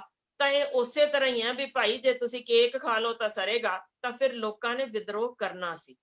ਇਹ ਉਹੀ ਵਿਦਰੋਹ ਜਦੋਂ ਅੱਤ ਹੋ ਗਈ ਸੀ, ਉਦੋਂ ਹੀ ਲੋਕ ਖੜੇ ਹੋਏ ਨੇ। ਤਾਂ ਹੀ ਇਹ ਹਰ ਪੂਰੇ ਹਿੰਦੁਸਤਾਨ ਦੇ ਲੋਕ ਜੁੜੇ ਨੇ, ਕੱਲਾ ਇੱਕ ਪੰਜਾਬ ਨਹੀਂ। ਭਾਵੇਂ ਅਸੀਂ ਜਾਣਦੇ ਹਾਂ ਪੰਜਾਬੀ ਹਮੇਸ਼ਾ ਮੋਹਰੀ ਹੋਏ ਨੇ, ਦੁਨੀਆ ਦੇ ਕਿਸੇ ਹਿੱਸੇ ਵਿੱਚ ਵੀ ਹੋਣ, ਆਪਣੀ ਲਗਨ, ਆਪਣੀ ਮਿਹਨਤ ਨਾਲ। ਪਰ ਇੱਕ ਵੱਖ ਗੱਲ ਏ, ਮੈਨੂੰ ਇੱਕ BBC ਦੇ ਪੱਤਰਕਾਰ ਨੇ ਪੁੱਛਿਆ ਵੀ ਭਾਈ ਇਹ ਹਮੇਸ਼ਾ ਹੀ ਬੜਾ ਇੰਟਰਸਟਿੰਗ ਜਿਹਾ ਸਵਾਲ ਹੈ, ਮੈਂ ਉਹਦਾ ਜਵਾਬ ਤਾਂ ਹੀ ਦੇਣਾ ਚਾਹੁੰਦੀ ਹਾਂ ਕਿਉਂਕਿ ਸਮੂਹ ਪੰਜਾਬੀਆਂ ਤੇ ਲਾਗੂ ਹੁੰਦਾ। ਕਹਿਣ ਲੱਗਾ ਇਹ ਹਮੇਸ਼ਾ ਛੇਤੀ ਕਿਉਂ ਭੜਕ ਜਾਂਦੇ ਨੇ, ਪਹਿਲੀ ਚੀਜ਼। ਦੂਜੀ ਚੀਜ਼, ਇਹ ਕਿਉਂ ਨਿੱਕੀ ਨਿੱਕੀ ਚੀਜ਼ ਲਈ ਵੀ ਬਈ ਖੁੱਲ ਕੇ ਹੱਸਦੇ ਨੇ, ਕੱਲ ਦੀ ਪਰਵਾਹ ਨਹੀਂ। ਆਖਰ ਇਹ ਕਿਉਂ ਇੰਨੇ ਮੌਜੀ ਨੇ, ਇਹਨਾਂ ਚ ਕੀ ਗੱਲ ਬਾਕੀਆਂ ਤੋਂ ਵੱਖ ਕਿਉਂ ਹੈ ਵੀ ਹਰ ਇੱਕ ਜਿਹੜੇ ਨੂੰ ਧਾ ਕੇ ਮਿਲਦੇ ਨੇ, ਖੁਸ਼ ਰਹਿਣ ਵਾਲੇ, ਕੀ ਗੱਲ ਕੀ ਹੈ ਵੀ ਇਹਨਾਂ ਨੂੰ ਨਾ ਤਾਂ ਮੈਂ ਅਫਸੋਸ ਚ ਕਦੇ ਵੇਖਿਆ, ਤੇ ਨਾਲੇ ਕਿਸੇ ਦੇ ਲੜਾਈ ਹੁੰਦੀ ਹੈ ਇਹ ਆਪ ਖੜ ਜਾਂਦੇ ਨੇ ਕਿ ਅਸੀਂ ਬਚਾਉਣ ਲਈ ਆ ਗਏ ਆ, ਧੀ ਕਿਸੇ ਦੀ ਤੇ ਹੱਥ ਪੈਂਦਾ ਅੱਗੇ ਇਹ ਖੜ ਜਾਂਦੇ ਨੇ। ਆਖਰ ਕੀ ਗੱਲ ਕੀ ਹੈ? ਦੋ ਚੀਜ਼ਾਂ ਉਹਨੂੰ ਮੈਂ ਜਵਾਬ ਦਿੱਤੀਆਂ ਸਨ। ਪਹਿਲੀ ਚੀਜ਼, ਭਾਈ ਇਹਨਾਂ ਚ ਇੱਕ ਵੱਖ ਚੀਜ਼ ਸਿਰਫ ਇਹ ਜੁੜੀ ਹੈ ਕਿ ਇਹਨਾਂ ਦੀ ਅਣਖ ਹੈ। ਇਹ ਅਣਖ ਜਗਾਈ ਪਤਾ ਕਿਵੇਂ ਗਈ ਸੀ ਸਾਡੀ? ਨੀਵਿਆਂ ਤੋਂ ਅੱਤ ਨੀਵਿਆਂ ਨੂੰ ਖੜਾ ਕੀਤਾ ਸੀ, ਭਾਈ ਆਪਣੇ ਹੱਕਾਂ ਬਾਰੇ ਜਾਗਰੂਕ ਹੋ, ਹੱਕ ਮੰਗਣੇ ਨਹੀਂ ਹੁੰਦੇ, ਆਪਣੀ ਕਿਸਮਤ ਤੇ ਝੂਰਦੇ ਨਾ ਰਹੋ, ਹਾਸਲ ਕਰਿਆ ਕਰੋ। ਸੋ ਉਸ ਹਾਸਲ ਕਰਨਾ ਸਾਨੂੰ ਸਿਖਾਇਆ ਗਿਆ, ਤੇ ਇਸੇ ਤਰ੍ਹਾਂ ਦੂਜਿਆਂ ਦੇ ਹੱਕ ਜਦੋਂ ਖੋਏ ਜਾਂਦੇ ਨੇ, ਉਨੇ ਹੀ ਤਗੜੇ ਤਰੀਕੇ ਅਸੀਂ ਉਹਨਾਂ ਨੂੰ ਵੀ ਜਗਾਉਂਦੇ ਹਾਂ ਵੀ ਤੁਸੀਂ ਵੀ ਜਾਗੋ, ਅਸੀਂ ਵੀ ਤੁਹਾਡੇ ਨਾਲ ਆ। ਤੇ ਦੂਜੀ ਚੀਜ਼, ਸਾਡੇ ਵੱਡੇ ਵਡੇਰੇ ਘੋੜਿਆਂ ਤੇ ਜੰਗਲਾਂ ਵਿੱਚ ਲੰਘਦੇ ਸਨ, ਪਤਾ ਨਹੀਂ ਸੀ ਹੁੰਦਾ ਅਗਲਾ ਦਿਨ ਹੈ ਕਿ ਨਹੀਂ, ਸੋ ਪੈਸੇ ਜਮ੍ਹਾਂ ਕਰਨੇ ਸਾਨੂੰ ਸਾਡੇ ਗੁਰੂ ਨੇ ਸਿਖਾਏ ਨਹੀਂ। ਸਾਨੂੰ ਦਸਵੰਧ ਸਿਖਾਇਆ ਵੀ ਭਾਈ ਜਿੰਨਾ ਖਾਓ ਉਹ ਵੀ ਵੰਡ ਦਿਓ, ਕੱਲ ਤਾਂ ਪਤਾ ਨਹੀਂ ਆਣਾ ਕਿ ਨਹੀਂ, ਅੱਜ ਰਾਤ ਅਸੀਂ ਜੰਗਲਾਂ 'ਚ ਖੜੇ ਆ ਘੋੜਿਆਂ ਤੇ, ਕੱਲ ਤਾਂ ਵੇਖਣਾ ਹੀ ਨਹੀਂ, ਅੱਜ ਜ਼ਿੰਦਗੀ ਨੂੰ ਜੀ ਲਓ। ਸੋ ਸਾਡਾ ਪੰਜਾਬੀ ਦੁਨੀਆ ਭਰ 'ਚ ਸਾਡਾ ਜਿੱਥੇ ਵੀ ਕੋਈ ਬੈਠਾ ਹੈ ਨਾ, ਜਿਹੜਾ ਗੁਰੂ ਦਾ ਨਾਮ ਲੈਵਾ, ਉਹ ਜ਼ਿੰਦਗੀ ਜਿਉਣੀ ਜਾਣਦਾ, ਉਹਨੂੰ ਪਤਾ ਵੀ ਅੱਜ ਹੀ ਹੈ, ਅੱਜ ਹੱਸ ਲਓ, ਖੇਡ ਲਓ, ਦੂਜੇ ਨਾਲ ਦੋਸਤੀਆਂ ਗੰਢ ਲਓ, ਕੱਲ ਦੀ ਸਾਨੂੰ ਪਤਾ ਨਹੀਂ ਹਾਂ ਕਿ ਨਹੀਂ। ਇਹੋ ਕਾਰਨ ਹੈ, ਉਹ ਨਿੱਘ, ਉਹ ਸਾਂਝ, ਉਹ ਦੋਸਤੀ, ਉਹ ਮੁਹੱਬਤ, ਇਹ ਹਮੇਸ਼ਾ ਵੰਡਦਾ ਹੀ ਰਹਿੰਦਾ ਹੈ ਇਹ ਜਿਹੜਾ ਵੀ ਪੰਜਾਬੀ। ਤੇ ਉਹੀ ਕਾਰਨ ਹੈ ਇਹ ਸਿੱਖ, ਇਹ ਪੰਜਾਬੀ ਮੋਹਰੀ ਹੋਏ ਕਿ ਇਹ ਜ਼ੁਲਮ ਹੈ, ਧੱਕਾ ਹੈ, ਤੇ ਅਸੀਂ ਸਾਰੇ ਹਿੰਦੁਸਤਾਨ ਲਈ ਖੜੇ ਹੋਏ ਆ। ਤਾਂ ਲੋਕਾਂ ਨੂੰ ਸਮਝ ਆਈ ਕਿ ਅਸੀਂ ਨਾਲ ਜੁੜਦੇ ਆ। ਨਹੀਂ ਤਾਂ ਦੇਖੋ ਨਾ, ਪੁਲਿਸ ਦੀ ਡਾਂਗ ਪੈਂਦੀ ਏ, ਤੁਹਾਡੇ ਮੁਲਕ ਵਿੱਚ ਵੀ ਅੱਗੋਂ ਵਿਦਰੋਹ ਹੁੰਦਾ, ਇੰਜ ਥੋੜਾ ਹੁੰਦਾ ਪੁਲਿਸ ਤੋਂ ਡਾਂਗ ਖਾਦੀ, ਠੀਕ ਹੈ ਜੀ ਆਓ ਹੁਣ ਲੰਗਰ ਛਕ ਲਓ ਸਾਡੇ ਨਾਲ। ਇਹ ਤਾਂ ਵਿਰਲੀ ਮਿਸਾਲ ਹੈ ਨਾ। ਤੇ ਫਿਰ ਉਹਨਾਂ ਨੂੰ ਪਤਾ ਵੀ ਸਾਡੇ ਹੀ ਪੁੱਤਰ ਲਈ ਇਹਨਾਂ ਨੇ ਲਹੂ ਵੀ ਦਾਨ ਕੀਤਾ ਪਿਆ। ਇਹੋ ਜਿਹਾ ਮਾਹੌਲ ਜੋ ਸਿਰਜ ਸਕੇ ਨੇ, ਇਹ ਪੰਜਾਬੀ ਸਿਰਜ ਸਕਦੇ ਨੇ, ਸਿੱਖ ਸਿਰਜ ਸਕਦੇ ਨੇ, ਕਿਉਂਕਿ ਇਹਨਾਂ ਨੂੰ ਜ਼ਿੰਦਗੀ ਜਿਉਣੀ ਆਉਂਦੀ ਏ। ਤੇ ਫਿਰ ਇੱਕੋ ਇੱਕ ਧਰਮ ਹੈ ਜਿੱਥੇ ਕਹਿੰਦੇ ਨੇ ਮੌਤ ਮਿਸਾਲੀ ਹੋਣੀ ਚਾਹੀਦੀ, ਇਹਨਾਂ ਦੀ ਮੌਤ ਮਿਸਾਲੀ ਹੁੰਦੀ ਹੈ। ਇਸੇ ਲਈ ਇਹ ਮੌਤ ਨੂੰ ਮਖੌਲਾਂ ਕਰ ਸਕਦੇ ਨੇ। ਇਹੋ ਜਿਹੇ ਸਿਰਜੇ ਸਾਡੇ ਇਹ ਸਾਰੇ ਵੱਡੇ ਵਡੇਰੇ, ਜਿੱਥੋਂ ਅਸੀਂ ਉਹਨਾਂ ਦੇ ਜੈਨੇਟਿਕ ਚੇਂਜ ਸਾਡੇ ਵਿੱਚ ਜਵਾਈਏ।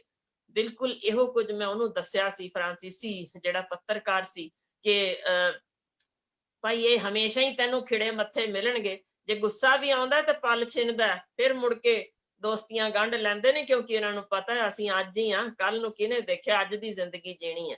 ਪਰ ਹੁਣ ਇਹ ਅੱਜ ਦੀ ਜ਼ਿੰਦਗੀ ਵਿੱਚ ਇੱਕ ਸਵਾਲ ਫਿਰ ਮੈਂ ਕੌੜਾ ਕਰਨਾ ਚਾਹੁੰਦੀ ਹਾਂ, ਕਿ ਹਾਂਜੀ ਸੁਣਨ ਵਾਲੇ ਦੱਸਣ, ਜਦੋਂ ਇੱਕ ਮਸਜਿਦ ਢਾਈ ਗਈ ਸੀ, ਉਹਦੇ ਉੱਤੇ ਕਿਉਂ ਭਗਵਾ ਝੰਡਾ ਲਾਇਆ, ਤੇ ਕਿਉਂ ਇਹਨਾਂ ਦੀ ਹੀ ਇੱਕ ਮੰਤਰੀ ਚੀਕਾਂ ਮਾਰ ਮਾਰ ਕੇ ਥੱਲੋਂ ਕਹਿ ਰਹੀ ਸੀ ਇੱਕ ਧੱਕਾ ਹੋਰ।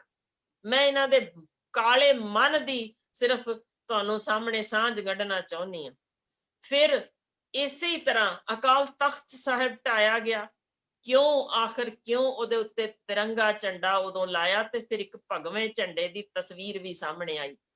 ਮੈਨੂੰ ਇਹ ਦੱਸ ਦੇਣਾ ਦੁਨੀਆ ਭਰ ਚ ਕਿਸੇ ਇੱਕ ਥਾਂ ਤੇ, ਜਿੱਥੇ ਕਿਤੇ ਵੀ ਕਿਸੇ ਹੋਰ ਧਾਰਮਿਕ ਸਥਾਨ ਤੇ ਕਦੇ ਖਾਲਸਾ ਝੰਡਾ ਲਾਇਆ ਹੋਵੇ, ਸਿਵਾਏ ਇੱਕ ਲਾਲ ਕਿਲੇ ਦੇ ਉੱਤੇ, ਜਿਸ ਸਦਕਾ ਮੈਂ ਅੱਜ ਯਾਦ ਕਰਵਾਨੀ ਆ ਪੁਰਾਣਾ ਸਮਾਂ, ਕਿ ਉਦੋਂ ਜਦੋਂ ਸਾਡਾ ਬੱਬਰ ਸ਼ੇਰ ਬਘੇਲ ਸਿੰਘ ਜਦੋਂ ਪਹੁੰਚਿਆ ਸੀ ਇੱਥੇ ਝੰਡਾ ਲੈ ਕੇ ਲਹਿਰਾਉਣ ਲਈ, ਯਾਦ ਕਰੇ ਜੇ ਇਤਿਹਾਸ ਨੂੰ, ਇਹ ਅੱਜ ਦਾ ਸਾਡਾ ਇਹ ਜੋ ਹੁਣ ਬੈਠੇ ਨੇ ਸਿਆਸਤਦਾਨ, ਕਿ ਭਾਈ ਤੁਸੀਂ ਇਹਨਾਂ ਕੁਰਸੀਆਂ ਤੇ ਸਜੇ ਹੀ ਸਾਓ, ਕਿਉਂਕਿ ਉਹ ਉਸ ਸਮੇਂ ਸਾਡੇ ਹੀ ਸਿੰਘ ਸਨ, ਜਿਹੜੇ ਸਾਡੇ ਬੱਬਰ ਸ਼ੇਰ, ਜਿਨ੍ਹਾਂ ਨੇ ਇਹਨੂੰ ਹਾਸਲ ਕੀਤਾ ਸੀ, ਜਾਨਾਂ ਵਾਰ ਕੇ ਅੱਤ ਦਾ ਜ਼ੁਲਮ ਸਹਿ ਕੇ ਹਾਸਲ ਕੀਤਾ ਸੀ, ਤੇ ਫਿਰ ਹੀ ਅੱਜ ਤੁਸੀਂ ਉਸ ਥਾਂ ਤੇ ਬਹਿ ਸਕੇ ਹੋ। ਪਰ ਅਫਸੋਸ ਸਾਡੇ ਗੁਰੂ ਸਾਹਿਬਾਨ ਨੇ ਦੋ ਬੜੇ ਤਗੜੇ ਸ਼ਬਦ ਮੈਂ ਤੁਹਾਨੂੰ ਯਾਦ ਕਰਵਾ ਦਿਆਂ, ਤਖਤ ਬਹਿ ਤਖਤੇ ਕੀ ਲਾਇਕ। ਇਹ ਸਾਨੂੰ ਸਮਝ ਨਹੀਂ ਸੀ ਉਦੋਂ ਆਈ, ਹੁਣ ਆ ਰਹੀ ਹੈ, ਕਿ ਤਖਤ ਤੇ ਬਿਠਾਇਆ ਅਸੀਂ ਹੋਈ ਹੈ, ਪਰ ਗਲਤ ਗੱਲ ਹੋ ਗਈ। ਤੇ ਦੂਜੀ ਗੱਲ, ਰਾਜੇ ਸ਼ੀਂਹ ਮੁਕੱਦਮ ਕੁੱਤੇ। ਇਨ ਬਿਨ ਮੈਨੂੰ ਦੱਸ ਦੇਣਾ ਇਸ ਹਰਫ ਤੇ ਅੱਜ ਲਾਗੂ ਹੋ ਰਿਹਾ ਜਾਂ ਨਹੀਂ, ਕਿ ਕਿਵੇਂ ਅਹਿਲਕਾਰ ਕਿਸ ਤਰੀਕੇ ਸ਼ਿਕਾਰ ਬਣਾ ਕੇ ਲਿਜਾ ਰਹੇ ਨੇ, ਕਿਸ ਤਰੀਕੇ ਲਹੂ ਨੋਚ ਰਹੇ ਨੇ, ਕਿਸ ਤਰੀਕੇ ਚਮੜੀ ਉਧੇੜ ਰਹੇ ਨੇ, ਤੇ ਕਿਸ ਤਰੀਕੇ ਲੋਕ ਵਿੱਚ ਵਾੜੇ ਗਏ। ਇਸ ਸਭ ਜਾਣਦੇ ਨੇ ਕੌਣ ਸਨ, ਕਿਵੇਂ ਟਰਾਲੀਆਂ ਦੇ ਵਿੱਚ ਇਹਨਾਂ ਦੇ ਲੋਕ ਆਏ, ਕਿਸ ਤਰੀਕੇ ਜਬਰੀ ਜ਼ੁਲਮ ਕੀਤਾ ਗਿਆ, ਡੰਡੇ ਵੀ ਮਾਰੇ ਗਏ। ਸਭ ਸਾਬਤ ਹੋ ਚੁੱਕੇ ਕਿ ਉਹ ਬੀਜੇਪੀ ਦੇ ਹੀ ਬੰਦੇ ਸਨ। ਇਹ ਸਾਡੇ ਕੋਲ ਵੀਡੀਓਜ਼ ਆ ਚੁੱਕੀਆਂ। ਆਖਰ ਕਿਉਂ ਇਹ ਚੀਜ਼ ਕੀਤੀ ਜਾ ਰਹੀ ਹੈ? ਕੀ ਮਨ ਵਿੱਚ ਇੰਨੀ ਕਾਲਾ ਰੰਗ ਚੜ ਗਿਆ ਕਿ ਉਹਨਾਂ ਨੂੰ ਅਸਲ ਵਿੱਚ ਸਾਹਮਣੇ ਇੱਕ ਵਿਦਰੋਹ ਬੜਾ ਤਗੜਾ ਦਿਸਣੋਂ ਬੰਦ ਹੋ ਗਿਆ, ਕਿਉਂਕਿ ਤਖਤ ਤਾਂ ਸਦੀਵੀ ਹੁੰਦੇ ਨਹੀਂ। ਹਾਂਜੀ, ਜਿੰਨੀਆਂ ਵੀ ਖਬਰਾਂ ਹੁਣ ਆ ਰਹੀਆਂ ਜੀ, ਚਾਹੇ ਉਹ ਕੱਲ ਦੀ ਸੀਗੀ ਜਿੱਥੇ ਟਕੈਤ ਸੀਗੇ, ਉਹ ਹੈਗਾ ਮੇਰੇ ਖਿਆਲ ਟਿਕਰੀ ਬਾਰਡਰ ਦੀ ਹੈ, ਗਾਜ਼ੀਪੁਰ ਬਾਰਡਰ ਤੇ ਸਾਰੇ ਉਹਨਾਂ ਨੇ 40-50 ਦੇ ਕਰੀਬ ਜਿਹੜੇ ਗੁੰਡੇ ਲਿਆਂਦੇ, ਉਹਨਾਂ ਨੇ ਆ ਕੇ ਸਟੇਟਮੈਂਟ ਇਹ ਦਿੱਤੀ ਕਿ ਅਸੀਂ ਇਸ ਪਿੰਡ ਦੇ ਵਸਿੰਦੇ ਹਾਂ। ਪਰ ਉਹ ਸਾਰਾ ਵੀਡੀਓਜ਼ ਤੋਂ ਲੋਕਾਂ ਨੇ, ਲੋਕਲ ਪੇਂਡੂਆਂ ਨੇ ਆ ਕੇ ਕਿਹਾ ਕਿ ਇਹਨਾਂ ਚੋਂ ਕੋਈ ਵੀ ਇਹ ਲੋਕਲ ਨਹੀਂ ਹੈਗੇ।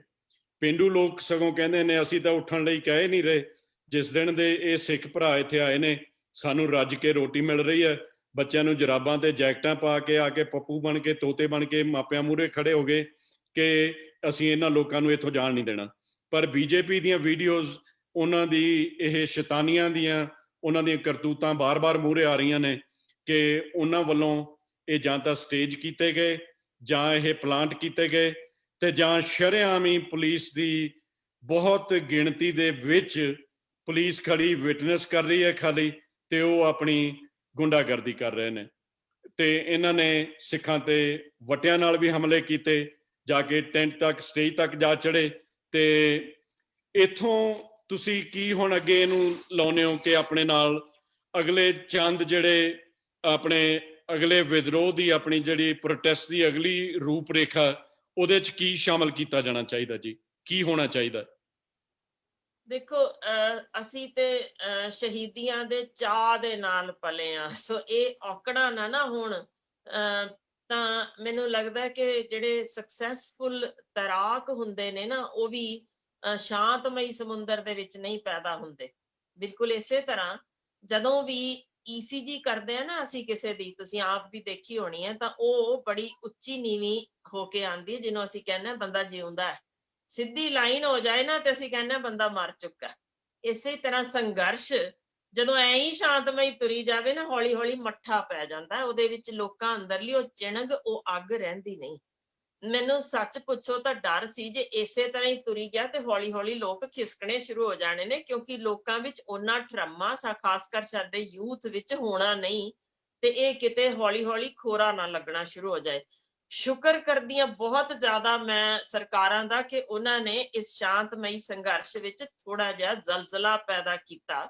ਜਿਹੜੇ ਉਹ ਥੱਕ ਕੇ, ਜਿਵੇਂ ਥੱਕੇ ਤਾਂ ਨਹੀਂ ਸਨ, ਪਰ ਜਿਵੇਂ ਮਾਨਸਿਕ ਥਕਾਵਟ ਹੋ ਜਾਂਦੀ ਵੀ ਇੱਕੋ ਹੀ ਰੋਜ਼ ਦੀ ਰੁਟੀਨ ਵਿੱਚ ਬੈਠੇ ਆ, ਸੋ ਉਹਨਾਂ ਨੂੰ ਵਾਪਸ ਤੇਜ਼ ਕੀਤਾ ਸੰਘਰਸ਼ ਵਿੱਚ, ਭਾਈ ਜਾਗੋ, ਇੱਕ ਜ਼ਲਜ਼ਲਾ ਹੋਰ ਆਇਆ, ਖੜੇ ਹੋਵੋ। ਸੋ ਸਾਨੂੰ ਵਾਪਸ ਓਨੇ ਹੀ ਤਗੜੇ ਤਰੀਕੇ ਫਿਰ ਖੜਾ ਕਰ ਦਿੱਤਾ।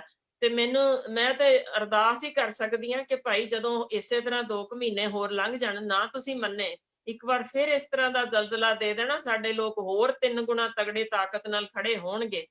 ਪਰ ਸ਼ਾਇਦ ਇਹਨਾਂ ਨੂੰ ਇੱਕ ਗੱਲ ਸਮਝ ਨਹੀਂ ਆ ਰਹੀ ਕਿ ਇਹ ਰੱਤ ਪੀਣੇ ਨੇ। ਜੇ ਰੱਤ ਲੱਗੈ ਕੱਪੜੇ ਜਾਮਾ ਹੋਏ ਪਲੀਤ, ਜੋ ਰੱਤ ਪੀਵੈ ਮਾਨਸਾ ਤਿਨ ਕਿਉ ਨਿਰਮਲ ਚੀਤ। ਇਹ ਲਹੂ ਪੀ ਚੁੱਕੇ ਨੇ ਹੁਣ ਲੋਕਾਂ ਦਾ, ਇਹਨਾਂ ਦਾ ਚੀਤ ਤਾਂ ਨਿਰਮਲ ਹੈ ਨਹੀਂ। ਕਿੰਨੀ ਦੇਰ, ਆਖਰ ਕਿੰਨੀ ਦੇਰ? ਤੁਹਾਨੂੰ ਲੱਗਦਾ ਹੈ ਕਿ ਬਾਬਰ ਅੱਜ ਦਿਸਦਾ ਹੈ ਕਿਤੇ, ਔਰੰਗਜ਼ੇਬ ਅੱਜ ਕਿਤੇ ਦਿਸਦਾ ਹੈ? ਜੇ ਹਿਟਲਰ ਨਹੀਂ ਦਿਸ ਰਿਹਾ, ਕੋਈ ਨੈਪੋਲੀਅਨ ਨਹੀਂ ਰਿਹਾ, ਯਾਨੀ ਹਰ ਬੰਦਾ ਜੋ ਚਾਹੁੰਦਾ ਸੀ ਮੈਂ ਦੁਨੀਆ ਦਾ ਸਭ ਤੋਂ ਚੋਟੀ ਤੇ ਪਹੁੰਚਣ ਵਾਲਾ, ਤੇ ਖਿਮਾ ਕਰਿਓ ਹੁਣ ਤਾਂ ਅਮਰੀਕਾ ਦਾ ਪ੍ਰੈਜ਼ੀਡੈਂਟ, ਮੇਰਾ ਖਿਆਲ ਹੈ, ਮੈਨੂੰ ਕਹਿਣ ਦੀ ਵੀ ਲੋੜ ਨਹੀਂ। ਸੋ ਦੁਨੀਆ ਸਾਰੀ ਚ ਤਬਦੀਲੀ ਆਉਂਦੀ ਹੈ, ਜੋ ਆਪਣੇ ਆਪ ਨੂੰ ਦੁਨੀਆ ਦਾ ਸਭ ਤੋਂ ਤਗੜਾ ਬੰਦਾ ਵੀ ਸਮਝਦਾ ਹੈ। ਲੋਕ ਜਦੋਂ ਜਾਗ ਜਾਣ ਉਹ ਤਖਤ ਪਲਟ ਦਿੰਦੇ ਨੇ। ਹੁਣ ਇਹੀ ਸਮਝ ਨਹੀਂ ਆ ਰਹੀ ਕਿ ਇਹਨਾਂ ਨੂੰ ਜਦੋਂ ਜ਼ੁਲਮ ਸਿਖਰ ਦਾ ਹੋ ਗਿਆ, ਸਾਰੇ ਲੋਕ ਵਿਦਰੋਹ ਤੇ ਖੜੇ ਨੇ। ਕਿਸ ਚੀਜ਼ ਨੂੰ ਜਫਾ ਪਾਈ ਬੈਠੇ ਹੋ? ਡੰਡੇ ਹੀ ਫੜੇ ਰਹਿ ਜਾਣੇ, ਥੱਲੋਂ ਤਖਤ ਖਿਸਕ ਜਾਣਾ।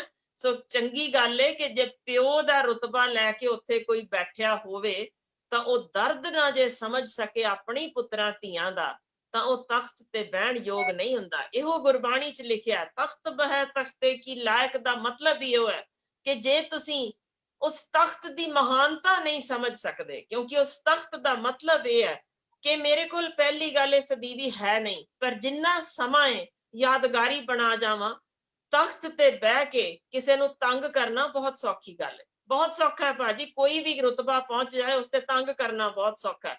ਪਰ ਇੱਕ ਖਿਆਲ ਕਿ ਮੈਂ ਇਸ ਸੀਟ ਤੇ ਬੈਠਾ, ਇਸ ਰੁਤਬੇ ਤੇ ਬੈਠਾ, ਮੈਂ ਕਿਸੇ ਦਾ ਭਲਾ ਕਿਵੇਂ ਕਰ ਸਕਦਾ, ਇੰਨੀ ਕੁ ਸਿਰਫ ਇੱਕ ਸਤਰ ਦੇ ਉੱਤੇ, ਤੇ ਨਾਲ ਇਹ ਗੱਲ ਯਾਦ ਰੱਖੇ ਕਿ ਇਹ ਸਮਾਂ ਲੰਘ ਜਾਣਾ, ਮੈਂ ਕੱਲ ਨਹੀਂ ਹੋਣਾ, ਤਾਂ ਉਸ ਸਮੇਂ ਦੇ ਦੌਰਾਨ ਮੈਂ ਕਿਸੇ ਲਈ ਕੀ ਫਾਇਦਾ ਦੇ ਸਕਦਾ। ਜੇ ਇੰਨੀ ਕੁ ਸੋਚ ਨਾਲ ਤਖਤ ਤੇ ਕੋਈ ਬਹਿ ਜਾਵੇ ਤਾਂ ਇਸ ਵਰਗ ਇੱਥੇ ਹੀ ਦੇਖਿਆ ਜਾ ਸਕਦਾ, ਵਰਨਾ ਜ਼ੁਲਮ ਦੀ ਸਿਖਰ ਤਾਂ ਇਸ ਤੋਂ ਪਹਿਲਾਂ ਕਿਤੇ ਹੋ ਗਈ। ਮੈਂ ਤਾਂ ਪਹਿਲਾਂ ਹੀ ਕਿਹਾ ਵੀ ਜਿੱਥੇ ਗੱਡੇ ਭਰੇ ਜਾਂਦੇ ਹੋਣ ਸਿਰਾਂ ਨਾਲ, ਇਹ ਤਾਂ ਹੁਣ ਉਹੀ ਹਾਲ ਹੋ ਗਿਆ ਨਾ ਕਿ ਜਿਹੜੀ ਸਦੀ ਚ ਕੋਈ ਵੀ ਅਜਿਹੇ ਤਖਤ ਤੇ ਬਹਿੰਦਾ ਉਹ ਬਦੋ ਬਦੀ ਔਰੰਗਜ਼ੇਬ ਬਣ ਜਾਂਦਾ। ਤੇ ਔਰੰਗਜ਼ੇਬ ਦੀ ਹਾਲਤ ਕੀ ਹੈ ਸਾਨੂੰ ਪਤਾ ਹੈ, ਤੁਸੀਂ ਵੀ ਗਏ ਹੋਵੋਗੇ। ਮਜ਼ਾਰ ਤੇ ਕੋਈ 2 ਰੁਪਏ ਮੰਗਦੇ ਹੱਥ ਅੱਡ ਕੇ ਖੜੇ ਨੇ ਕਿ ਸਾਨੂੰ ਤਾਂ ਭਾਈ ਦੇ ਦਿਓ ਕੁਛ ਦੀਵਾ ਬਾਲਣ ਲਈ। ਤੇ ਉਹੀ ਸੇਵਾਦਾਰ ਹਜ਼ੂਰ ਸਾਹਿਬ ਜਾ ਕੇ ਗੁਰੂ ਗੋਬਿੰਦ ਸਿੰਘ ਜੀ ਦੇ ਅੱਗੇ ਸਿਜਦਾ ਕਰਦੇ ਆ, ਉੱਥੇ ਰੋਟੀ ਛਕ ਆਂਦੇ ਨੇ ਤੇ ਕਹਿੰਦੇ ਨੇ ਸਾਨੂੰ ਕਿਸੇ ਨੇ ਧੱਕਾ ਵੀ ਨਹੀਂ ਮਾਰਿਆ। ਇਹ ਮਾਹੌਲ ਜੇ ਸਿਰਜਣਾ ਚਾਹੁੰਦੇ ਨੇ, ਜੀ ਸਦਕੇ ਇਤਿਹਾਸ ਵਿੱਚ ਝਾਤ ਮਾਰ ਲੈਣ। ਪਰ ਅੱਜ ਜੇ ਇਹ ਆਪਣੇ ਪੁੱਤਰਾਂ ਨੂੰ ਗਲੇ ਲਾ ਕੇ ਮੰਨ ਲੈਣ, ਹਾਂਜੀ ਛੱਡਿਆ, ਚਲੋ ਸਾਡੇ ਹੀ ਪੁੱਤਰ ਧੀਆਂ ਖੁਸ਼ ਹੋ ਜਾਣ, ਤੇ ਕੋਈ ਈਣ ਨਹੀਂ ਮਰੀ ਜਾਂਦੀ। ਤੁਸੀਂ ਸਗੋਂ ਇਸ ਤਰ੍ਹਾਂ ਉਚੇਰਾ ਹੀ ਬਿੰਬ ਹੋ ਜਾਂਦਾ ਕਿਸੇ ਪਿਤਾ ਦਾ। ਤੁਹਾਡਾ ਕਿਸੇ ਕਿਸਾਨੀ ਯੂਨੀਅਨ ਤੇ ਕਿਸਾਨੀ ਅੰਦੋਲਨ ਦੇ ਵਿੱਚ ਜਿਹੜੇ ਬੈਠੇ ਨੇ, ਮੈਨੂੰ ਪਤਾ ਤੁਹਾਡੇ ਸਾਰੇ ਜਿਹੜੇ ਪੰਜਾਬੀ ਸਿੰਗਰਸ ਨੇ ਉਹ ਵੀ ਤੁਹਾਡੇ ਨਾਲ ਲਗਾਤਾਰ ਕਮਿਊਨੀਕੇਟ ਕਰਦੇ ਨੇ, ਤੁਹਾਡੇ ਹਮੇਸ਼ਾ ਹੀ ਬਹੁਤ ਕਲੋਜ਼ ਸੰਪਰਕ 'ਚ ਰਹਿੰਦੇ ਨੇ। ਅੱਜ ਦੀ ਖਬਰਾਂ ਇਹ ਨੇ ਜੀ ਕਿ 200 ਤੋਂ 400 ਦੇ ਕਰੀਬ ਨੌਜਵਾਨ ਗਾਇਬ ਹੈ। ਕਿਸੇ ਨੂੰ ਨਹੀਂ ਪੱਕੀ ਹਾਲੇ ਖਬਰ ਤੇ ਇਸ ਦੀ ਕੋਈ ਪੁਸ਼ਟੀ ਨਹੀਂ ਹੋ ਰਹੀ, ਪਰ ਅੰਦਾਜ਼ਾ ਇਹ ਲਾਇਆ ਜਾ ਰਿਹਾ ਕਿ 200 ਤੋਂ 400 ਦੇ ਵਿੱਚ ਕੁਛ ਲਾਲ ਕਿਲੇ 'ਚ, ਜਾਂ ਕੁਛ ਇਹਨਾਂ ਨੇ ਜੋ ਬਾਅਦ 'ਚ ਗ੍ਰਿਫਤਾਰੀਆਂ ਕੀਤੀਆਂ, ਤੇ ਜਾਂ ਇਹਨਾਂ ਨੇ ਜੋ ਇਹਨਾਂ ਦੇ ਕਾਬੂ ਆ ਗਏ ਨੇ ਉਹਨਾਂ ਦੀਆਂ ਕੀਤੀਆਂ। ਕਾਫੀ ਮਾਪਿਆਂ ਦੀ ਵੀਡੀਓਜ਼ ਆਏ ਨੇ ਜਿਹੜੇ ਆਪਣੇ ਬੱਚਿਆਂ ਨੂੰ ਲੱਭ ਰਹੇ ਨੇ। ਕੁਛ ਜਰਨਲਿਸਟ ਨੂੰ ਪੁਲਿਸ ਦੀ ਮੌਜੂਦਗੀ 'ਚ ਵੀ ਸ਼ਰੇਆਮ ਫੜ ਕੇ ਲੈ ਕੇ ਗਏ ਨੇ ਤੇ ਤਕਰੀਬਨ 70-80 ਦੇ ਕਰੀਬ FIR ਵੀ ਦਰਜ ਨੇ ਤੇ ਉਹਨਾਂ ਚੋਂ ਕਾਫੀ ਸਾਰੀਆਂ ਗ੍ਰਿਫਤਾਰੀਆਂ ਹੋ ਵੀ ਚੁੱਕੀਆਂ ਨੇ। ਸ਼ਾਇਦ ਆਪਾਂ ਪ੍ਰੋਗਰਾਮ ਤੋਂ ਪਹਿਲਾਂ ਹੀ ਗੱਲ ਕਰਦੇ ਸੀ ਕਿ ਕਿਤੇ ਨਾ ਕਿਤੇ ਈਵਨ ਤੁਸੀਂ ਵੀ ਫੀਲ ਕਰਦੇ ਹੋ ਕਿ ਸ਼ਾਇਦ ਤੁਹਾਡੇ ਵੀ ਪਿੱਛੇ ਲੱਗੇ ਹੋਏ ਨੇ। ਜੀ ਦਰਅਸਲ ਮੈਂ ਕਾਰਨ ਦੱਸਦੀ ਹਾਂ ਇਹਨਾਂ ਦਾ, ਜਿਵੇਂ ਜੋ ਇਹ ਕਰ ਰਹੇ ਨੇ ਬੰਦ, ਇਹਨਾਂ ਨੂੰ ਤਕਲੀਫ ਪਤਾ ਜੇ ਕੀ ਹੋਈ ਹੈ। ਤੁਸੀਂ ਆਪਾਂ ਸੋਚੀਏ, ਤੁਹਾਡੇ ਨੇੜਿਓਂ ਕੋਈ ਕੈਬ ਵਾਲਾ ਲੰਘ ਜੇ, ਦੂਸਰਾ ਤੀਸਰਾ ਚਾਰ, ਤੁਸੀਂ ਸ਼ਾਇਦ ਗਿਣੋ ਵੀ ਨਾ, ਤੁਸੀਂ ਕਾਰ ਤੇ ਜਾਂਦੇ ਕਿ ਕਿੰਨੀਆਂ ਕੈਬਸ ਲੰਘ ਗਈਆਂ, ਸ਼ਾਇਦ ਨਾ ਕਦੇ ਤੁਹਾਨੂੰ ਖਿਆਲ ਆਵੇ। ਇਸੇ ਤਰ੍ਹਾਂ ਸੜਕ ਦੇ ਕਿਨਾਰੇ ਤੇ ਕੋਈ ਸਾਈਕਲਿੰਗ ਕਰਦੇ ਕਿੰਨੇ ਕੁ ਲੰਘ ਗਏ, ਤੁਸੀਂ ਸ਼ਾਇਦ ਗਿਣੋ ਨਾ, ਕਿਉਂਕਿ ਹਾਂਜੀ ਤੁਹਾਨੂੰ ਉਹਨਾਂ ਨਾਲ ਕੋਈ ਪ੍ਰੋਬਲਮ ਨਹੀਂ ਆ ਰਹੀ। ਜਦੋਂ ਕਿਸੇ ਚੀਜ਼ ਤੋਂ ਤੁਹਾਨੂੰ ਡਰ ਪੈਦਾ ਹੋ ਜਾਏ ਕਿ ਮੇਰੇ ਤੋਂ ਅਗਾਂਹ ਲੰਘ ਜਾਣ ਵਾਲਾ ਹੈ, ਤਾਂ ਤੁਸੀਂ ਉਹਦੀ ਲਾਈਨ ਕੱਟਣ ਨੂੰ ਪੈ ਜਾਂਦੇ ਹੋ ਕਿ ਮੈਨੂੰ ਛੇਤੀ ਛੇਤੀ ਇਹਦੀ ਲਾਈਨ ਕੱਟ ਦੇਵਾਂ, ਅਗਾਂਹ ਨਾ ਲੰਘ ਜਾਵੇ। ਇਹ ਸਾਡਾ ਹਿਊਮਨ ਸਾਈਕੀ ਹੈ। ਐਗਜ਼ੈਕਟਲੀ ਹੁਣ ਇਹਨਾਂ ਨੂੰ ਕੀ ਪ੍ਰੋਬਲਮ ਹੋਈ ਸੀ, ਇਹਨਾਂ ਨੂੰ ਦਿਸ ਰਿਹਾ ਸੀ ਕਿ ਇਸ ਸੰਘਰਸ਼ ਵਿੱਚੋਂ ਕਿਤੇ ਕੋਈ ਪੋਲੀਟੀਕਲ ਲੀਡਰ ਨਾ ਖੜਾ ਹੋ ਜਾਵੇ। ਜੀ ਉਹ ਲੀਡਰ, ਮੈਂ ਤੁਹਾਨੂੰ ਇਹ ਡਰ ਦੱਸਦੀ ਹਾਂ ਕਿਉਂ ਇਹ ਸਾਰਾ ਕੁਝ ਕਰਨਾ ਪਿਆ, ਕਿਉਂਕਿ ਹੁਣ ਤੱਕ ਦੀਆਂ ਪਾਰਟੀਆਂ, ਖਿਮਾ ਕਰਿਓ, ਇਹ ਇੱਕ ਦੂਜੇ ਨਾਲ ਘਿਓ ਖਿਚੜੀ ਨੇ। ਮੇਰਾ ਖਿਆਲ ਹੈ ਇਹ ਤਾਂ ਹੁਣ ਸਾਰਿਆਂ ਨੇ ਦੇਖੀਆਂ ਨੇ ਵੀਡੀਓਜ਼ ਕਿ ਇੱਕ ਦੂਜੇ ਦੇ ਘਰਾਂ 'ਚ ਜਾਣਾ, ਜੱਫੀਆਂ ਪਾਣਾ, ਇੱਕ ਦੂਜੇ ਦੇ ਕੰਮ ਕਰਨੇ। ਅੱਜ ਵੀ ਤੁਸੀਂ ਜਿਸ ਸੀਟਾਂ ਤੇ, ਮੈਂ ਬਹੁਤ ਉੱਚੀਆਂ ਸੀਟਾਂ ਤੇ ਬਹਿ ਕੇ ਦੇਖ ਲਿਆ, ਫੋਨ ਦੂਸਰੀ ਜਾਨੀ ਪਾਰਟੀ ਦਾ ਰਾਜ ਹੋਵੇ ਤੇ ਉਹ ਆਪਣੀ ਪਹਿਲੀ ਪਾਰਟੀ ਦੇ ਕੰਮ ਕਹਿੰਦੇ ਨੇ ਸਭ ਤੋਂ ਪਹਿਲਾਂ ਮੁਕਾ ਦਿਓ। ਯਾਨੀ ਸਾਨੂੰ ਪਤਾ ਹੁੰਦਾ ਜੇ ਕਿ ਅੰਦਰ ਖਾਤੇ ਇਹ ਸਕੇ ਭਰਾਵਾਂ ਤੋਂ ਵੀ ਵੱਧ ਨੇੜ ਰੱਖਦੇ ਨੇ, ਬਾਹਰੋਂ ਬਾਹਰ ਸਿਰਫ ਸਾਨੂੰ ਭਰਮਾਉਣ ਲਈ ਕੁਝ ਮਾੜੀ ਸ਼ਬਦਾਵਲੀ ਬੋਲੀ ਤੇ ਅੰਦਰ ਸ਼ਾਮ ਨੂੰ ਸਾਡੇ ਤੇ ਹੀ ਹੱਸਦੇ ਨੇ, ਕਿੰਨੇ ਮੂਰਖ ਨੇ। ਤੇ ਇਹੋ ਹਾਲ ਇਸ ਵੇਲੇ ਹੁਣ ਇੱਕ ਖਤਰਾ ਸੀ ਤਗੜਾ ਕਿ ਸਾਰੀਆਂ ਪਾਰਟੀਆਂ ਸੀ ਇੱਕ ਦੂਜਿਆਂ ਨੂੰ ਤਾਂ ਤੁਸੀਂ ਦੇਖਿਆ ਹੋਏਗਾ, ਇੱਕ ਦੂਜੇ ਨੂੰ ਨੱਪਦੇ ਨਪੀੜਦੇ ਵੀ ਨਹੀਂ। ਲੰਘਣ ਤੋਂ ਬਾਅਦ ਦੂਜੇ ਦੀ ਓਨੀ ਕਦਰ ਚੱਲਦੀ ਹੈ, ਓਨੀ ਉਹਨੂੰ ਸੇਫਟੀ ਦਿੱਤੀ ਜਾਂਦੀ ਹੈ, ਸਭ ਕੁਝ ਮਾਣ ਸਤਿਕਾਰ ਓਨਾ ਹੀ ਰਹਿੰਦਾ। ਇਸ ਤੋਂ ਇੱਕ ਸੰਘਰਸ਼ ਤੋਂ ਡਰ ਸੀ ਕਿ ਇਸ ਸੰਘਰਸ਼ ਦੇ ਵਿੱਚੋਂ ਜੇ ਪੋਲੀਟੀਕਲੀ ਕੋਈ ਸਟਰੋਂਗ ਲੀਡਰਸ ਨਿਕਲ ਆਏ ਤਾਂ ਫਿਰ ਸਾਡਾ ਬਣਨਾ ਕੀ ਹੈ, ਅਸੀਂ ਸਾਰੇ ਨੰਗੇ ਹੋ ਜਾਵਾਂਗੇ। ਇਸ ਹਮਾਮ ਮੇ ਸਾਰੇ ਨੰਗੇ ਹੈ। ਜਿੰਨਾ ਕੁ ਅਸੀਂ ਲੁੱਟ ਲਿਆ, ਜਿੰਨੀ ਕੁ ਅਸੀਂ 800 ਗੁਣਾ, ਯਾਨੀ ਇਹਨਾਂ ਨੇ ਅਸੀਂ ਖਿਮਾ ਕਰਿਓ ਸ਼ਬਦ ਧੰਦਾ ਬਣਾ ਦਿੱਤਾ ਇੱਕ ਪੋਲਿਟਿਕਸ ਨੂੰ, ਕਿ ਜਦੋਂ ਵੜਦੇ ਨੇ 5 ਸਾਲ ਬਾਅਦ 800 ਗੁਣਾ ਜਦਾਦ ਹੋ ਜਾਂਦੀ ਹੈ, ਤਾਂ ਉਹ ਆਖਰ ਕੀ ਕਿਸ ਕਿਸਮ ਦੀ ਇਹ ਕਰਦੇ ਨੇ ਕੰਮ ਕਿ ਜਿਹਨੂੰ ਬਾਅਦ ਵਿੱਚ ਲੁਕਾਉਣ ਦੀ ਇਹਨਾਂ ਨੂੰ ਲੋੜ ਪੈ ਜਾਂਦੀ ਹੈ। ਸਾਨੂੰ ਬਹੁਤ ਸਾਰੇ ਹੋਰ ਪੁਲਿਸਮੈਨ ਦੇ ਦਿਓ, ਅਸੀਂ ਬਚਣਾ ਹੈ। ਕਿਸ ਤੋਂ ਬਚਣਾ ਹੈ?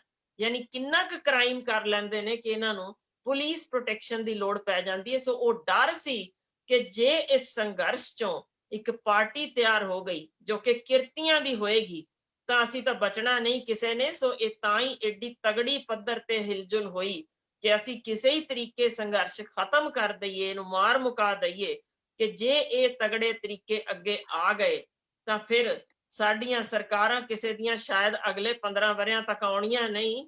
ਸੋ ਉਹ ਜੋ ਚਾਲਾਂ ਸ਼ੁਰੂ ਤੋਂ ਚੱਲੀਆਂ ਆ ਰਹੀਆਂ ਨੇ ਡਿਵਾਈਡ ਐਂਡ ਰੂਲ ਦੀਆਂ, ਉਹੀ ਢੰਗ ਇੱਥੇ ਵੀ ਵਰਤਿਆ ਗਿਆ। ਬੀਬੀ ਜਸਵੰਤ ਸਿੰਘ ਜੀ ਖਾਲੜਾ ਦੇ ਘਰੋਂ ਉਹਨਾਂ ਨੇ ਖਡੂਰ ਸਾਹਿਬ 'ਚ ਇਲੈਕਸ਼ਨ ਲੜਨੀ ਚਾਹੀ ਸੀ, ਪਰ ਭਾਵੇਂ ਮੈਂ ਇਹਨੂੰ ਸਟੇਟ ਪ੍ਰਾਂਤ ਦੇ ਪੋਲੀਟਿਕਸ ਵੱਲ ਲੈ ਆਇਆ, ਪਰ ਸਾਰੀਆਂ ਸਟੇਟ ਦੀਆਂ ਪਾਰਟੀਆਂ ਦਾ ਜ਼ੋਰ ਲੱਗਿਆ ਹੋਇਆ ਸੀ ਕਿ ਕਿਤੇ ਇਸ ਬੀਬੀ ਨੂੰ ਕਾਮਯਾਬੀ ਨਾ ਹੋ ਜਾਵੇ। ਪੰਜਾਬ ਦੀਆਂ ਪਿਛਲੀਆਂ 2-3-4 ਦਹਾਕੇ ਦੀਆਂ ਕੁਝ ਬੀਬੀਆਂ ਨੇ ਜਿਨ੍ਹਾਂ ਜਰਜਿੰਦਰ ਕੌਰ, ਹਰਸਿਮਰਤ ਕੌਰ, ਜਗੀਰ ਕੌਰ, ਪ੍ਰਨੀਤ ਕੌਰ ਆਈਆਂ ਨੇ, ਤੇ ਮੈਨੂੰ ਪਤਾ ਵੀ ਤੁਹਾਡਾ ਇੰਟਰੈਕਟ ਇਹਨਾਂ ਚੋਂ ਤਕਰੀਬਨ ਸਾਰਿਆਂ ਨਾਲ ਰਿਹਾ ਵੀ ਹੈ, ਪਰ ਦੂਰੀ 'ਚ ਹੀ ਬਦਲਿਆ ਹਮੇਸ਼ਾ। ਨੈਸ਼ਨਲ ਲੈਵਲ ਤੇ ਕਿਰਨ ਬੇਦੀ, ਹੇਮਾ ਮਾਲਿਨੀ, ਕਿਰਨ ਖੇਰ ਤੇ ਕੁਛ ਜਿਹੜੀਆਂ ਮੈਂਬਰ ਪਾਰਲੀਮੈਂਟ, ਜਿਹੜੀਆਂ ਨੈਸ਼ਨਲ ਲੈਵਲ ਤੇ ਕਾਨੂੰਨ ਬਣਾਉਣ ਵਾਲੀਆਂ ਬੀਬੀਆਂ ਨੇ, ਉਹਨਾਂ ਦਾ ਵੀ ਜੇ ਕੋਈ ਉਹਨਾਂ ਦਾ ਪੰਜਾਬੀ ਨਾਲ ਲਿੰਕ ਰਿਹਾ ਜਾਂ ਪੰਜਾਬੀਅਤ ਨਾਲ ਲਿੰਕ ਰਿਹਾ, ਉਹਨਾਂ ਦਾ ਵੀ ਰੋਲ ਹਮੇਸ਼ਾ ਪੰਜਾਬੀ ਤੇ ਪੰਜਾਬੀਅਤ ਦੇ ਉਲਟ ਹੀ ਰਿਹਾ, ਜਾਂ ਫਿਰ ਇਸ ਵਿਦਰੋਹ ਚੋਂ ਖੁੱਲ ਕੇ ਮੂਹਰੇ ਆ ਗਿਆ। ਸੋ ਇਸ ਬਾਰੇ ਕੋਈ ਕਮੈਂਟ ਤੁਹਾਡੇ ਵੱਲੋਂ ਜੀ? ਜੀ ਦੇਖੋ, ਮੈਂ ਬੜੀ ਸੰਜੀਦਾ ਗੱਲ ਸ਼ੁਰੂ ਕਰਨਾ ਚਾਹੁੰਦੀ ਹਾਂ ਇਤਿਹਾਸ ਚੋਂ। ਇਹ ਕਹਿਣਾ ਕਿ ਔਰਤਾਂ ਅਗਵਾਈ ਨਹੀਂ ਕਰ ਸਕਦੀਆਂ ਗਲਤ ਸਾਬਤ ਕੀਤਾ ਸੀ, ਕਿਉਂਕਿ ਮੰਜੀਆਂ ਦੇ ਉੱਤੇ ਵੀ ਥਾਪਿਆ ਗਿਆ ਸੀ ਪੁਰਾਣੇ ਸਮਿਆਂ ਵਿੱਚ ਔਰਤਾਂ ਨੂੰ ਕਿ ਇਹ ਬੜੀ ਯੋਗ ਅਗਵਾਈ ਕਰ ਸਕਦੀਆਂ ਨੇ। ਦੂਜੀ ਚੀਜ਼, ਉਸ ਸਮੇਂ ਔਰਤ ਨੂੰ ਆਜ਼ਾਦੀ ਬਖਸ਼ੀ ਗਈ ਸੀ, ਸੋ ਤਾਜ਼ੀ ਆਜ਼ਾਦੀ ਸੀ, ਜਿਸ ਲਈ ਨਾਬਾਲਗ ਬੇਟੀਆਂ ਨੇ ਪਹਾੜੀ ਰਾਜਿਆਂ ਵਿਰੁੱਧ ਜੰਗ ਵੀ ਜਿੱਤੀ ਸੀ। ਤੇ ਫਿਰ ਉਸ ਤੋਂ ਬਾਅਦ ਵੀ ਭਾਵੇਂ ਉਹ ਜੈਤੋ ਦਾ ਮੋਰਚਾ ਹੋਇਆ ਜਾਂ ਇਹਨਾਂ ਮੋਰਚੇ ਜਿੰਨੇ ਵੀ ਲੱਗੇ, ਉਹਨਾਂ ਵਿੱਚ ਵੀ ਸ਼ਹਾਦਤਾਂ ਪ੍ਰਾਪਤ ਕੀਤੀਆਂ ਸੀ। ਫਿਰ ਉਸ ਤੋਂ ਬਾਅਦ ਵੀ ਜਿਵੇਂ ਮੈਂ ਅੱਗੇ ਜ਼ਿਕਰ ਕਰ ਹਟੀ ਹਾਂ ਕਿ ਇੰਨਾ ਕੁ ਤਗੜੇ ਜਿਗਰੇ ਵਾਲੀਆਂ ਕਿ ਇਹਨਾਂ ਨੂੰ ਪੁੱਠੇ ਟੰਗਿਆ ਗਿਆ, ਮਾਰਿਆ ਕੁੱਟਿਆ ਗਿਆ, ਪੱਤਾਂ ਲੁੱਟੀਆਂ ਗਈਆਂ, ਉਹਦੇ ਬਾਅਦ ਵੀ ਇਹ ਲੜ ਮਰਨ ਲਈ ਤਿਆਰ ਰਹੀਆਂ। ਮੌਜੂਦਾ ਸੰਘਰਸ਼ ਵਿੱਚ ਉਦੋਂ ਸ਼ਾਇਦ ਮੈਂ ਸ਼ੁਕਰ ਕਰਦੀ ਹਾਂ ਕਿ ਇਹ ਨਹੀਂ ਸੀ ਸਾਡੇ ਕੋਲ WhatsApp ਤੇ ਇੰਟਰਨੈਟ ਜਿਸਨੇ ਗੰਦਗੀ ਖਿਲਾਰਨੀ ਸੀ ਸਾਡੇ ਮਨਾਂ ਅੰਦਰਲੀ। ਸੋ ਹੁਣ ਵੀ ਔਰਤਾਂ ਨਿੱਤਰ ਰਹੀਆਂ ਨੇ, ਪਰ ਇੱਕ ਕਮਾਲ ਦੇਖੋ ਕਿ ਸਾਡੇ ਚੰਗੇ ਲੋਕ ਚੁੱਪ ਹੋ ਜਾਂਦੇ ਨੇ, ਕਿਉਂਕਿ ਸਾਡਾ ਬੜੀ ਸੌਖਾ ਬਣਾਇਆ ਗਿਆ ਔਰਤ ਨੂੰ ਇੱਕ ਪੱਧਰ ਨੀਵਾਂ ਦਰਜਾ ਦੇ ਕੇ ਉਹਨੂੰ ਇਹ ਅਹਿਸਾਸ ਦਿਵਾ ਦਿੱਤਾ ਕਿ ਤੂੰ ਇਸ ਤਰ੍ਹਾਂ ਹੱਸਣਾ, ਇਸ ਤਰ੍ਹਾਂ ਨਿਕਲਣਾ, ਇਸ ਤਰ੍ਹਾਂ ਬੋਲਣਾ, ਇਸ ਇਕੱਠ 'ਚ ਜਾ ਸਕਦੇ ਹੋ, ਇਸ 'ਚ ਨਹੀਂ। ਸੋ ਅਸੀਂ ਉਹਦੇ ਲਈ ਇੱਕ ਸੀਮਾਵਾਂ ਬੰਨ ਦਿੱਤੀਆਂ ਕਿ ਤੂੰ ਹੁਣ ਓਨੀ ਤਾਕਤਵਰ ਨਹੀਂ ਜੋ ਪਹਿਲਾਂ ਸੀ, ਹੁਣ ਕਮਜ਼ੋਰ ਹੈ ਤੇ ਕਿਸੇ ਦੇ ਅਧੀਨ ਹੈ। ਤੇ ਉਸ ਅਧੀਨਤਾ ਵਿੱਚੋਂ ਜਿੰਨੇ ਕੁ ਵੱਡੀ ਗਿਣਤੀ 'ਚ ਸਾਡੇ ਵੀਰ ਤੇ ਸਾਡੇ ਪਿਓ ਤੇ ਸਾਡੇ ਪੁੱਤਰ ਹੱਲਾਸ਼ੇਰੀ ਦੇਣ ਵਾਲੇ ਨੇ, ਉਸ ਤੋਂ ਸਿਰਫ 2% ਨੇ ਜਿਹੜੇ ਇਸ ਦੇ ਵਿਰੁੱਧ ਨੇ ਤੇ ਮਾੜੇ ਵਰਤਾਰੇ ਅਧੀਨ ਉਹ ਜਦੋਂ ਚਰਿੱਤਰਹੀਨ ਕਰ ਦਿੰਦੇ ਨੇ ਇੱਕ ਔਰਤ ਨੂੰ ਆਪਣੇ ਲਫ਼ਜ਼ਾਂ ਦੇ ਨਾਲ ਤੇ ਮਾੜੀ ਸ਼ਬਦਾਵਲੀ ਨਾਲ ਭੰਡਦੇ ਨੇ, ਜਦੋਂ ਉਹਨਾਂ ਨੂੰ ਚੁੱਪ ਕਰਾਉਣ ਵੇਲੇ ਕਿਉਂ ਸਾਡੇ ਇਹ ਲੋਕ ਚੁੱਪ ਹੋ ਜਾਂਦੇ। ਬਹੁਤ ਸਾਰੀਆਂ ਔਰਤਾਂ ਨੇ ਹਿੰਮਤ ਕੀਤੀ ਅਗਾਂਹ ਆਉਣ ਦੀ, ਉਹ ਸਿਰਫ ਇਸ ਕਰਕੇ ਪਿਛਾਂਹ ਹੋ ਗਈਆਂ ਕਿ ਉਹਨਾਂ ਨੂੰ ਇੰਨਾ ਕੁ ਭੰਡ ਦਿੱਤਾ ਗਿਆ, ਜਿੱਥੇ ਫੇਸਬੁੱਕਾਂ ਤੇ ਝੂਠ ਫੈਲਾ ਕੇ ਉਹਨਾਂ ਨੂੰ ਉਹਨਾਂ ਦੇ ਹੱਕ ਵਿੱਚ ਖੜੇ ਹੋਣ ਵਾਲਿਆਂ ਨੇ ਇਹਨਾਂ ਨੂੰ ਡਾਂਟਿਆ ਨਹੀਂ। ਇਨ ਬਿਨ ਇਹੋ ਕੁਝ ਹੋਇਆ ਜਦੋਂ ਬੀਬੀ ਖਾਲੜਾ ਜੀ ਖੜੇ ਹੋਏ ਤਾਂ ਉਹਨਾਂ ਦੇ ਵਿਰੁੱਧ 2% ਲੋਕ ਸਨ ਜਿਨ੍ਹਾਂ ਨੇ ਕਿਹਾ ਇਹ ਤਾਂ ਜੀ ਖਾਲਿਸਤਾਨੀ ਹੈ, ਤਾਂ ਜੀ ਮਾਰ ਦੇਗੀ, ਤਾਂ ਜੀ ਹਿੰਦੂਆਂ ਨੂੰ ਖਤਮ ਕਰਨ ਆਈ ਹੈ ਜੀ। ਉਹ ਜਾਨੀ ਭੰਡੀ ਪ੍ਰਚਾਰ ਜੋ ਕੀਤਾ ਗਿਆ ਉਹਦੇ ਵਿਰੁੱਧ ਆਵਾਜ਼ ਚੁੱਕਣ ਵਾਲੇ ਉਦੋਂ ਚੁੱਪ ਸਨ, ਜਦ ਕਿ ਸਭ ਆਮ ਸੱਥਾਂ ਵਿੱਚ ਵੀ ਗੱਲਾਂ ਸੀ ਕਿ ਝੂਠ ਹੈ, ਇਹ ਭੰਡੀ ਪ੍ਰਚਾਰ ਹੈ, ਨਹੀਂ ਠੀਕ ਹੈ, ਇਹ ਗਲਤ ਕਹਿ ਰਹੇ ਨੇ। ਪਰ ਕਿਉਂ ਉਹਨਾਂ ਦੇ ਵਿਰੁੱਧ ਤਗੜੇ ਤਰੀਕੇ ਉੱਥੇ ਨਹੀਂ ਖੁੱਲ ਕੇ ਸਾਹਮਣੇ ਆਏ ਕਿ ਚੁੱਪ ਹੋ ਜਾਓ, ਇਹ ਬਥੇਰੀ ਹੋ ਗਈ ਗੰਦਗੀ, ਇਹੋ ਜੀ ਕੋਈ ਗੱਲ ਨਹੀਂ। ਇੱਥੇ ਨਿਆਂ ਹੈ। ਜੇ ਮਹਾਰਾਜਾ ਰਣਜੀਤ ਸਿੰਘ ਦੇ ਵੇਲੇ ਫਰਾਂਸੀਸੀ ਹੋਵੇ ਕਿ ਜਰਮਨ ਹੋਵੇ ਕਿ ਜਿਹੜੇ ਹੁਣ, ਜੇ ਸਭ ਨੂੰ ਬਰਾਬਰ ਦੀ ਇੱਜ਼ਤ ਸੀ, ਭਾਵੇਂ ਕੋਈ ਈਸਾਈ ਹੋਵੇ, ਕੋਈ ਮੁਸਲਮਾਨ ਹੋਵੇ ਜਾਂ ਕੋਈ ਵੀ ਹੋਵੇ, ਤਾਂ ਇੱਥੇ ਕਿਉਂ ਅਸੀਂ ਗੱਲ ਕਰਦੇ ਹਾਂ ਕਿ ਇੱਕ ਜੇ ਕੋਈ ਬੀਬੀ ਸਿੱਖ ਖੜੀ ਹੋ ਜਾਏਗੀ ਤੇ ਉਹ ਸਿਰਫ ਇੱਕ ਸਿੱਖੀ ਦੇ ਉੱਤੇ ਹੀ ਫਿਰ ਅਸੀਂ ਧੁਰਾ ਉਡਾ ਦਿਆਂਗੇ। ਕਦੇ ਸੁਣਿਆ ਜੇ ਵੀ ਬਾਕੀ ਜਦੋਂ ਹੋਰ ਸਿੱਖ ਖੜੇ ਹੁੰਦੇ ਨੇ ਉਹਨਾਂ ਦੇ ਵਿਰੁੱਧ ਗੱਲ ਕਿਉਂ ਨਹੀਂ ਕੀਤੀ ਗਈ? ਔਰਤ ਜਦੋਂ ਵੀ ਖੜੀ ਹੁੰਦੀ ਜੇ ਤਾਂ ਖਿਮਾ ਕਰਿਓ, ਉਹਦੀ ਸਭ ਤੋਂ ਪਹਿਲੀ ਆਵਾਜ਼ ਉਹਨੂੰ ਥੱਲੇ ਢਾਉਣ ਲਈ, ਅਜੇ ਉਹ ਮਾਨਸਿਕਤਾ ਸਾਡੇ ਜਿਹੜੇ ਅਜੇ ਵੀ ਕੁਝ ਕੁ % ਲੋਕਾਂ 'ਚ ਫਸੀ ਹੋਈ ਹੈ, ਇਹਨੂੰ ਅਗਾਂਹ ਨਹੀਂ ਆਉਣ ਦੇਣਾ, ਇਹਨੂੰ ਦੱਬ ਕੇ ਰੱਖਣਾ, ਉਹੀ ਪੂਰਾ ਜ਼ੋਰ ਲਾ ਕੇ ਝੂਠ ਜਿੰਨਾ ਪ੍ਰਚਾਰ ਕਰ ਸਕਦੇ ਨੇ। ਪਰ ਅੱਜ ਸਮੇਂ ਦੀ ਲੋੜ ਹੈ ਕਿ ਔਰਤਾਂ ਨਿੱਤਰ ਕੇ ਵਿੱਚ ਆਉਣ, ਸਿਆਸਤ ਵਿੱਚ ਆਉਣਗੀਆਂ ਤਾਂ ਯਕੀਨਨ ਤਬਦੀਲੀ ਆਏਗੀ। ਤੇ ਪਰ ਉਸ ਸਿਆਸਤ ਵਿੱਚ ਆਉਣ ਲੱਗਿਆਂ ਸਾਡੀ ਲੋੜ ਅੱਜ ਵੀ ਉਹੀ ਹੈ ਕਿ ਸਾਡੇ ਵੀਰ, ਸਾਡੇ ਪਿਓ, ਸਾਡੇ ਪੁੱਤਰ ਤਗੜੇ ਤਰੀਕੇ ਨਾਲ ਜੁਟ ਕੇ ਖੜੇ ਹੋਣ ਤੇ ਜਿਹੜਾ ਗਲਤ ਅਫਵਾਹਾਂ ਫੈਲਾਉਣ ਵਾਲੇ ਨੇ ਉਹਨਾਂ ਨੂੰ ਮੂੰਹ ਤੋੜ ਜਵਾਬ ਦੇਣ ਕਿ ਵੇਖੋ ਤਾਂ ਸਹੀ, ਜੇ ਇਹੀ ਔਰਤ ਇੱਕ ਸਕਸੈਸਫੁਲ ਬਿਜ਼ਨਸ ਵੂਮਨ ਬਣ ਸਕਦੀ ਹੈ, ਫਸਟ ਕਲਾਸ ਤਰੀਕੇ ਫੌਜ ਵਿੱਚ ਕੰਮ ਕਰ ਸਕਦੀ ਹੈ, ਤਾਂ ਕਿਉਂ ਸਿਆਸਤ ਦੇ ਵਿੱਚ ਇਸ ਵੇਲੇ ਆਉਣ ਤੇ? ਹੁਣ ਖਿਮਾ ਕਰਿਓ ਜੇ ਮੈਂ ਹਕੀਕਤ ਦੱਸਾਂ, ਇੱਕ ਡਾਕਟਰ ਹੈ, ਡਾਕਟਰ ਕੋਲ ਢਿੱਡ ਨਹੀਂ ਕੋਈ ਲੁਕਾ ਕੇ ਆ ਸਕਦਾ। ਉੱਚੀਆਂ ਸਿਆਸਤਦਾਨ ਜਿਹੜੀਆਂ ਪਹੁੰਚੀਆਂ ਨੇ ਪਦਵੀਆਂ ਤੇ, ਉਹਨਾਂ ਦੇ ਅੰਦਰਲੀ ਜੋ ਭਿਆਨਕ ਤਸਵੀਰ ਹੈ ਜਗਜ਼ਾਰ ਕਰਨਾ ਚਾਹੁੰਦੀ ਆ ਕਿ ਸਰੀਰਕ ਸ਼ੋਸ਼ਣ ਇਹਨਾਂ ਵਿੱਚ 80% ਦਾ ਹੋਇਆ ਜੇ। ਜਿਹੜੀਆਂ ਗੱਲਾਂ ਵਿੱਚੋਂ ਨਿਕਲਦੀਆਂ ਨੇ ਜੋ ਡਾਕਟਰਾਂ ਕੋਲ ਦਿਲ ਫਰੋਲਦੀਆਂ ਨੇ, ਉਹਨਾਂ ਵਿੱਚ ਇਹ ਸਰੀਰਕ ਸ਼ੋਸ਼ਣ ਦਾ ਸ਼ਿਕਾਰ ਹੋਈਆਂ ਸਾਹਮਣੇ ਆਉਂਦੀਆਂ ਨੇ ਤੇ ਕਿਤੇ ਨਾ ਕਿਤੇ ਮਾਨਸਿਕ ਗਿਰਾਵਟ ਦੇ ਵਿੱਚ ਉਹ ਫਿਰ ਅੰਦਰੋਂ ਅੰਦਰ ਦੱਬ ਕੇ ਰਹਿ ਜਾਂਦੀਆਂ ਨੇ, ਉਹੀ ਕੁਸਕਦੀਆਂ ਨੇ ਜੋ ਉਹਨਾਂ ਦੇ ਪਤੀ ਬੋਲਦੇ ਨੇ, ਜਾਂ ਉਹਨਾਂ ਦੇ ਉੱਪਰਲੇ ਸਿਆਸਤਦਾਨ ਜੋ ਬੈਠੇ ਉਹਨਾਂ ਨੂੰ ਇੱਕ ਉੱਚੀ ਹੋਰ ਪਦਵੀ ਦੇਣ ਲਈ ਫਿਰ ਉਹਨਾਂ ਦਾ ਸ਼ੋਸ਼ਣ ਕਰਦੇ ਨੇ, ਉਹੀ ਬੋਲੀ ਬੋਲਦੀਆਂ ਨੇ। ਰਤਿਕ ਉਸ ਪੱਖੋਂ ਜੇ ਖੁੱਲ ਮਿਲੇ ਸਾਡੇ ਅੱਜ ਜੋ ਅਣਖ ਵਾਲੇ ਵੀਰ ਨੇ, ਅਣਖ ਵਾਲੇ ਪੁੱਤਰ ਨੇ, ਜੇ ਉਹ ਨਾਲ ਸਾਡੇ ਜੁੜ ਕੇ ਇਸ ਵੇਲੇ ਖੜੇ ਹੋਣ, ਇਹ ਤਬਦੀਲੀ ਇਸ ਵੇਲੇ ਸਮੇਂ ਦੀ ਲੋੜ ਹੈ ਕਿ ਸਾਡੀਆਂ ਔਰਤਾਂ ਨੂੰ ਸਿਆਸਤ ਵਿੱਚ ਆਉਣਾ ਹੀ ਪੈਣਾ। ਇਸ ਚਿੱਕੜ ਦੇ ਵਿੱਚ ਪੈਰ ਪਾਉਣਗੀਆਂ, ਚਿੱਟੇ ਪਹਿਨਗੇ ਵੀ, ਪਰ ਉਹਨਾਂ ਦੇ ਵਿੱਚ ਦਮ ਹੈ ਕਿ ਇਸ ਸਿਆਸਤ ਨੂੰ ਅਲਟੀਮੇਟਲੀ ਥੋੜਾ ਬਹੁਤ ਸਫਾਈ ਕਰਕੇ ਤੇ ਇਹਦੇ ਵਿੱਚ ਇੱਕ ਨਵਾਂ ਪੰਜਾਬ ਤੇ ਨਵਾਂ ਪੂਰਾ ਭਾਰਤ ਸਿਰਜ ਸਕਣ। ਇੱਕ ਵਾਰ ਤਬਦੀਲੀ ਤਾਂ ਜ਼ਰੂਰ ਦੇਖਣੀ ਚਾਹੀਦੀ ਹੈ। ਤੁਹਾਡੇ ਵਿਚਾਰਾਂ ਦੇ ਵਿੱਚ ਮੈਂ ਬਿਲਕੁਲ ਜੀ ਇਸ ਗੱਲ ਨਾਲ ਹੋਰ ਐਡ ਕਰਨਾ ਚਾਹੁੰਦਾ ਕਿ ਜਿਵੇਂ ਰੂਪਨ ਬਜਾਜ ਦੀ ਐਗਜ਼ਾਮਪਲ ਸੀ, ਉਸ ਸ਼ੇਰਨੀ ਨੇ ਅਖੀਰ ਤੱਕ ਲੜਾਈ ਲੜੀ ਤੇ ਇੱਕ ਬੁੱਚੜ ਤੇ ਇੱਕ ਗੰਦੇ ਕਿਰਦਾਰ ਵਾਲੇ ਇਨਸਾਨ ਦੇ ਦਬਾਅ ਹੇਠਾਂ ਕਿਸੇ ਇਨਕੁਆਇਰੀ ਤੋਂ ਅਖੀਰ ਤੱਕ ਉਸਨੇ ਆਪਦੀ ਜੋ ਲੜਾਈ ਸੀ ਉਹਨੇ ਜੰਗ ਜਾਰੀ ਰੱਖੀ ਤੇ ਅਖੀਰ ਨੂੰ ਉਹਦੇ ਚੋਂ ਜੇਤੂ ਕਰਾਰ ਹੋ ਕੇ ਨਿਕਲੀ ਕਿ ਹਾਂ ਕਿ ਇਸ ਦੇ ਵਿੱਚ ਜਿਹੜਾ ਬੁੱਚੜ ਸੀ ਕਸੂਰਵਾਰ ਕੌਣ ਸੀ। ਆਪਣਾ ਸਮਾਂ ਤਕਰੀਬਨ ਆਪਣੇ ਕੋਲ 10-12 ਇੱਕ ਹੋਰ ਐਗਜ਼ਾਮਪਲ ਛੋਟਾ ਜਿਹਾ ਦੇਣਾ ਚਾਹੁੰਦੀ ਹਾਂ। ਦੇਖੋ APJ ਅਬਦੁਲ ਕਲਾਮ ਜੀ ਨੂੰ ਸਾਰੇ ਜਾਣਦੇ ਨੇ, ਸਾਰੇ ਉਹਨਾਂ ਦੀ ਸਿਫਤ ਵੀ ਕਰਦੇ ਨੇ, ਸਭ ਕੁਝ ਕਰਦੇ ਨੇ ਕਿ ਉਹ ਬਹੁਤ ਚੋਟੀ ਦੇ ਤੇ ਕਮਾਲ ਦੇ ਵਿਦਵਾਨ ਸਨ। ਹੁਣ ਵੇਖੋ ਉਹ ਆਪ ਮੰਨਦੇ ਨੇ ਕਿ ਮੇਰੀ ਮਾਂ ਆਸ਼ੀ ਅੰਮਾ ਅਖੀਰ ਤੱਕ ਕਹਿੰਦੇ ਗਏ ਨੇ ਕਿ ਮੈਂ ਜੋ ਵੀ ਆ ਉਹਦੇ ਸਦਕਾ। ਅੱਤ ਦਾ ਉਹਨਾਂ ਨੂੰ ਉਹਨਾਂ ਨਾਲ ਘਿਨਾਉਣਾ ਵਰਤਾਰਾ ਹੋਇਆ, ਬਿਲਕੁਲ ਜਿਵੇਂ ਟਾਟ ਲੱਗਿਆ ਜੀ ਤੂੰ, ਇਸ ਤੋਂ ਲੈ ਕੇ ਜੋ ਗੰਦੀ ਸ਼ਬਦਾਵਲੀ ਉਹਨਾਂ ਲਈ ਵਰਤੀ ਜਾਂਦੀ ਸੀ, ਧੱਕੇ ਮਾਰੇ ਜਾਂਦੇ ਸੀ, ਸਭ ਕੁਝ ਉਹਨਾਂ ਦੀ ਮਾਂ ਨੇ ਸਿਆ। ਮਾਂ ਨੇ ਉਹਨਾਂ ਨੂੰ ਬਣਾਇਆ ਤੇ ਮਨ ਇੰਨਾ ਉਸਾਰੂ ਸੋਚ ਨਾਲ ਭਰਿਆ ਕਿ ਉੱਥੇ ਤੱਕ ਪਹੁੰਚ ਸਕੇ। ਤਾਂ ਕਿਉਂ ਅਸੀਂ ਇਹ ਸੋਚਦੇ ਹਾਂ ਕਿ ਜੋ ਔਰਤ ਆਪਣਾ ਪੁੱਤਰ ਇੰਨਾ ਕਮਾਲ ਦਾ ਸਿਰਜ ਸਕਦੀ ਹੈ, ਉਹ ਆਪਣਾ ਕਿਰਦਾਰ ਕਿਉਂ ਨਹੀਂ ਸਿਰਜ ਕੇ ਉੱਥੇ ਤੱਕ ਪਹੁੰਚ ਸਕਦੀ? ਸੋ ਗੱਲ ਸਿਰਫ ਇਹ ਹੈ ਕਿ ਉਹਨੂੰ ਉੱਚੀ ਉਡਾਰੀ ਮਾਰਨ ਦੀ ਖੁੱਲ੍ਹ ਦੇਣ ਦੀ ਲੋੜ ਹੈ। ਔਰਤਾਂ ਜਦੋਂ ਵੀ ਅੱਗੇ ਆਉਣਗੀਆਂ ਇਹ ਨਹੀਂ ਕਹਿ ਸਕਦੇ ਇਹਨੇ ਇੱਕ ਗਲਤ ਕੰਮ ਕੀਤਾ ਜੋ ਕਿ ਕਦੇ ਵੀ ਕਿਸੇ ਮਰਦ ਨੇ ਨਹੀਂ ਸੀ ਕੀਤਾ। ਇਸ ਤਰ੍ਹਾਂ ਨਹੀਂ, ਹਰ ਇੱਕ ਜਣੇ 'ਚ ਗਲਤੀਆਂ ਨੇ, ਖਾਮੀਆਂ ਨੇ, ਉਹਨਾਂ ਨੂੰ ਸਮਾਂ ਤਾਂ ਦਿਓ ਕਿ ਇੱਕ ਵਾਰ ਆਉਣ, ਤਬਦੀਲੀ ਲਿਆਉਣ, ਤਾਂ ਕਿ ਇਹ ਘੱਟੋ ਘੱਟ ਇੱਕ ਮੌਕਾ ਤਾਂ ਜ਼ਰੂਰ ਹੋਣਾ ਚਾਹੀਦਾ ਹੈ ਕਿ ਉਹਦੇ ਅੰਦਰ ਉਹ ਮਾਂ ਦੀ ਭਾਵਨਾ ਤਾਂ ਜ਼ਰੂਰ ਅਜੇ ਵੀ ਹੋਏਗੀ, ਜਿਹੜੀ ਉਹ ਪੀੜ ਨਾਲ ਇਹ ਸਭ ਕੁਝ ਇੱਕ ਵਾਰ ਸਮੇਟਣਾ ਚਾਹੇਗੀ ਕਿ ਜੋ ਗੰਦਗੀ ਹੁਣ ਤੱਕ ਫੈਲ ਚੁੱਕੀ ਇਹਨੂੰ ਸਫਾਈ ਕਰੀਏ।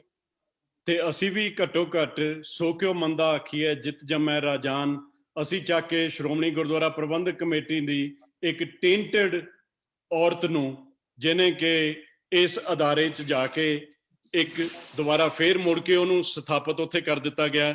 ਮੇਰੇ ਇੱਥੇ NRI ਵੀਰ ਤਕਰੀਬਨ 95-97% ਮੈਂ ਕਹਿ ਸਕਦਾ ਜਿਹੜੇ ਉਸ ਦਿਨ ਤੋਂ ਇੰਨੇ ਬੇਚੈਨ ਨੇ ਕਿ ਸਾਡੇ ਧਾਰਮਿਕ ਅਦਾਰੇ ਦਾ ਕਿਰਦਾਰ ਆ ਵਾ।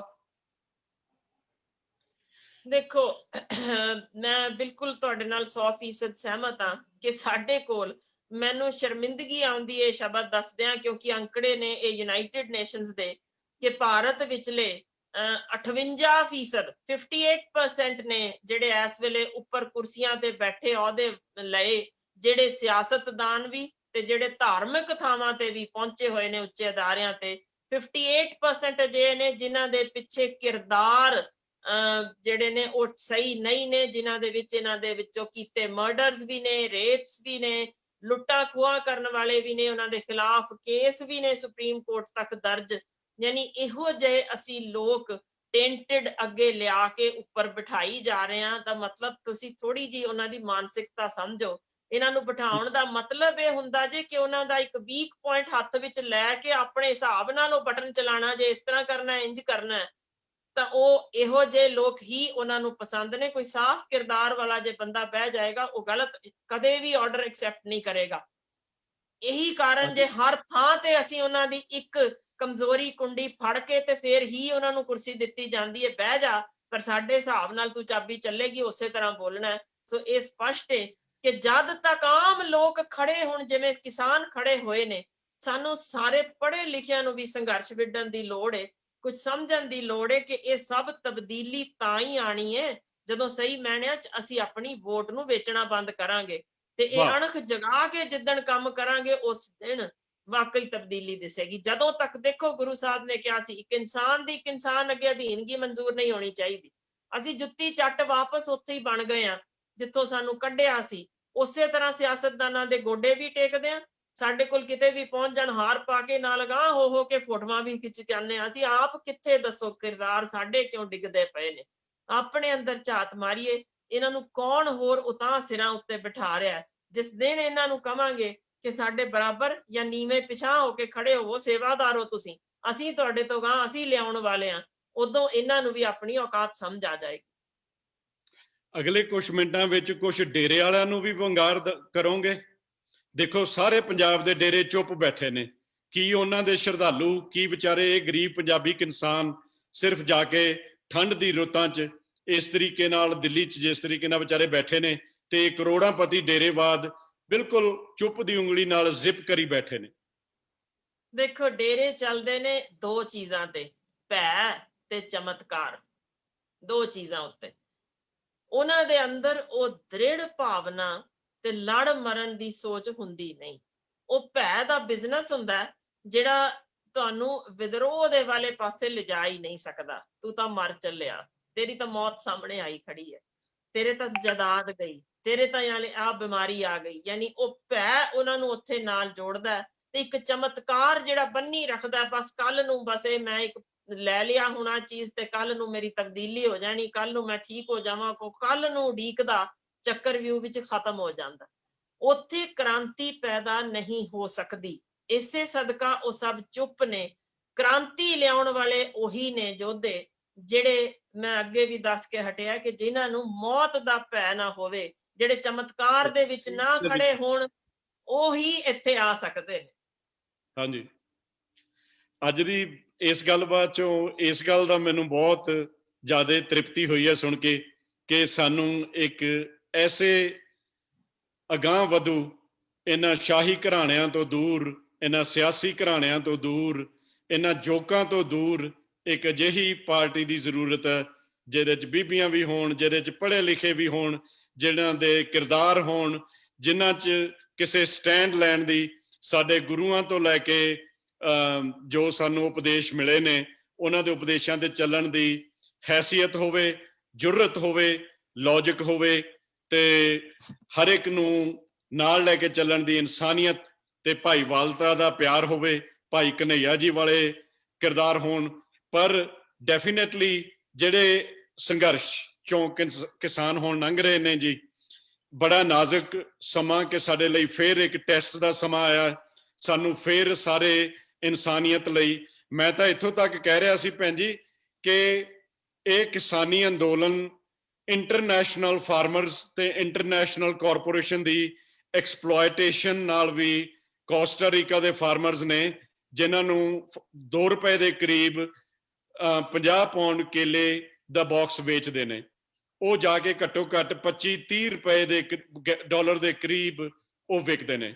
ਸੋ ਇਹ ਜਿਹੜੀ ਐਕਸਪਲੋਇਟੇਸ਼ਨ ਆ, ਜੇ ਅਸੀਂ ਭਾਈਵਾਲਤਾ ਦੀ, ਬ੍ਰਦਰਹੁੱਡ ਦੀ, ਵੰਡ ਕੇ ਛਕਣ ਦੀ ਤੇ ਏਕੇ ਦੀ ਅਗਰ ਗੱਲ ਕਰਦੇ ਆ ਤਾਂ ਸਾਡਾ ਸਾਰਿਆਂ ਦਾ ਫਰਜ਼ ਬਣਦਾ ਕਿ ਇਹੋ ਜਿਹੇ ਪਲੇਟਫਾਰਮਸ ਤੇ ਆ ਕੇ ਅਸੀਂ ਯੂਨਿਟੀ ਦਿੰਦੇ ਹੋਏ ਸਾਰੇ ਆਪੋ ਆਪਣੇ ਕੰਫਰਟ ਜ਼ੋਨ ਚੋਂ ਨਿਕਲ ਕੇ, ਚਾਹੇ ਉਹ NRIs ਨੇ ਤੇ ਚਾਹੇ ਉਹ ਪੰਜਾਬ ਦੇ ਲੋਕ ਨੇ, ਉਹ ਆ ਕੇ ਇਸ ਸੰਘਰਸ਼ 'ਚ ਹਾਮੀ ਬਣਨ ਤੇ ਪਾਤਰ ਬਣਨ।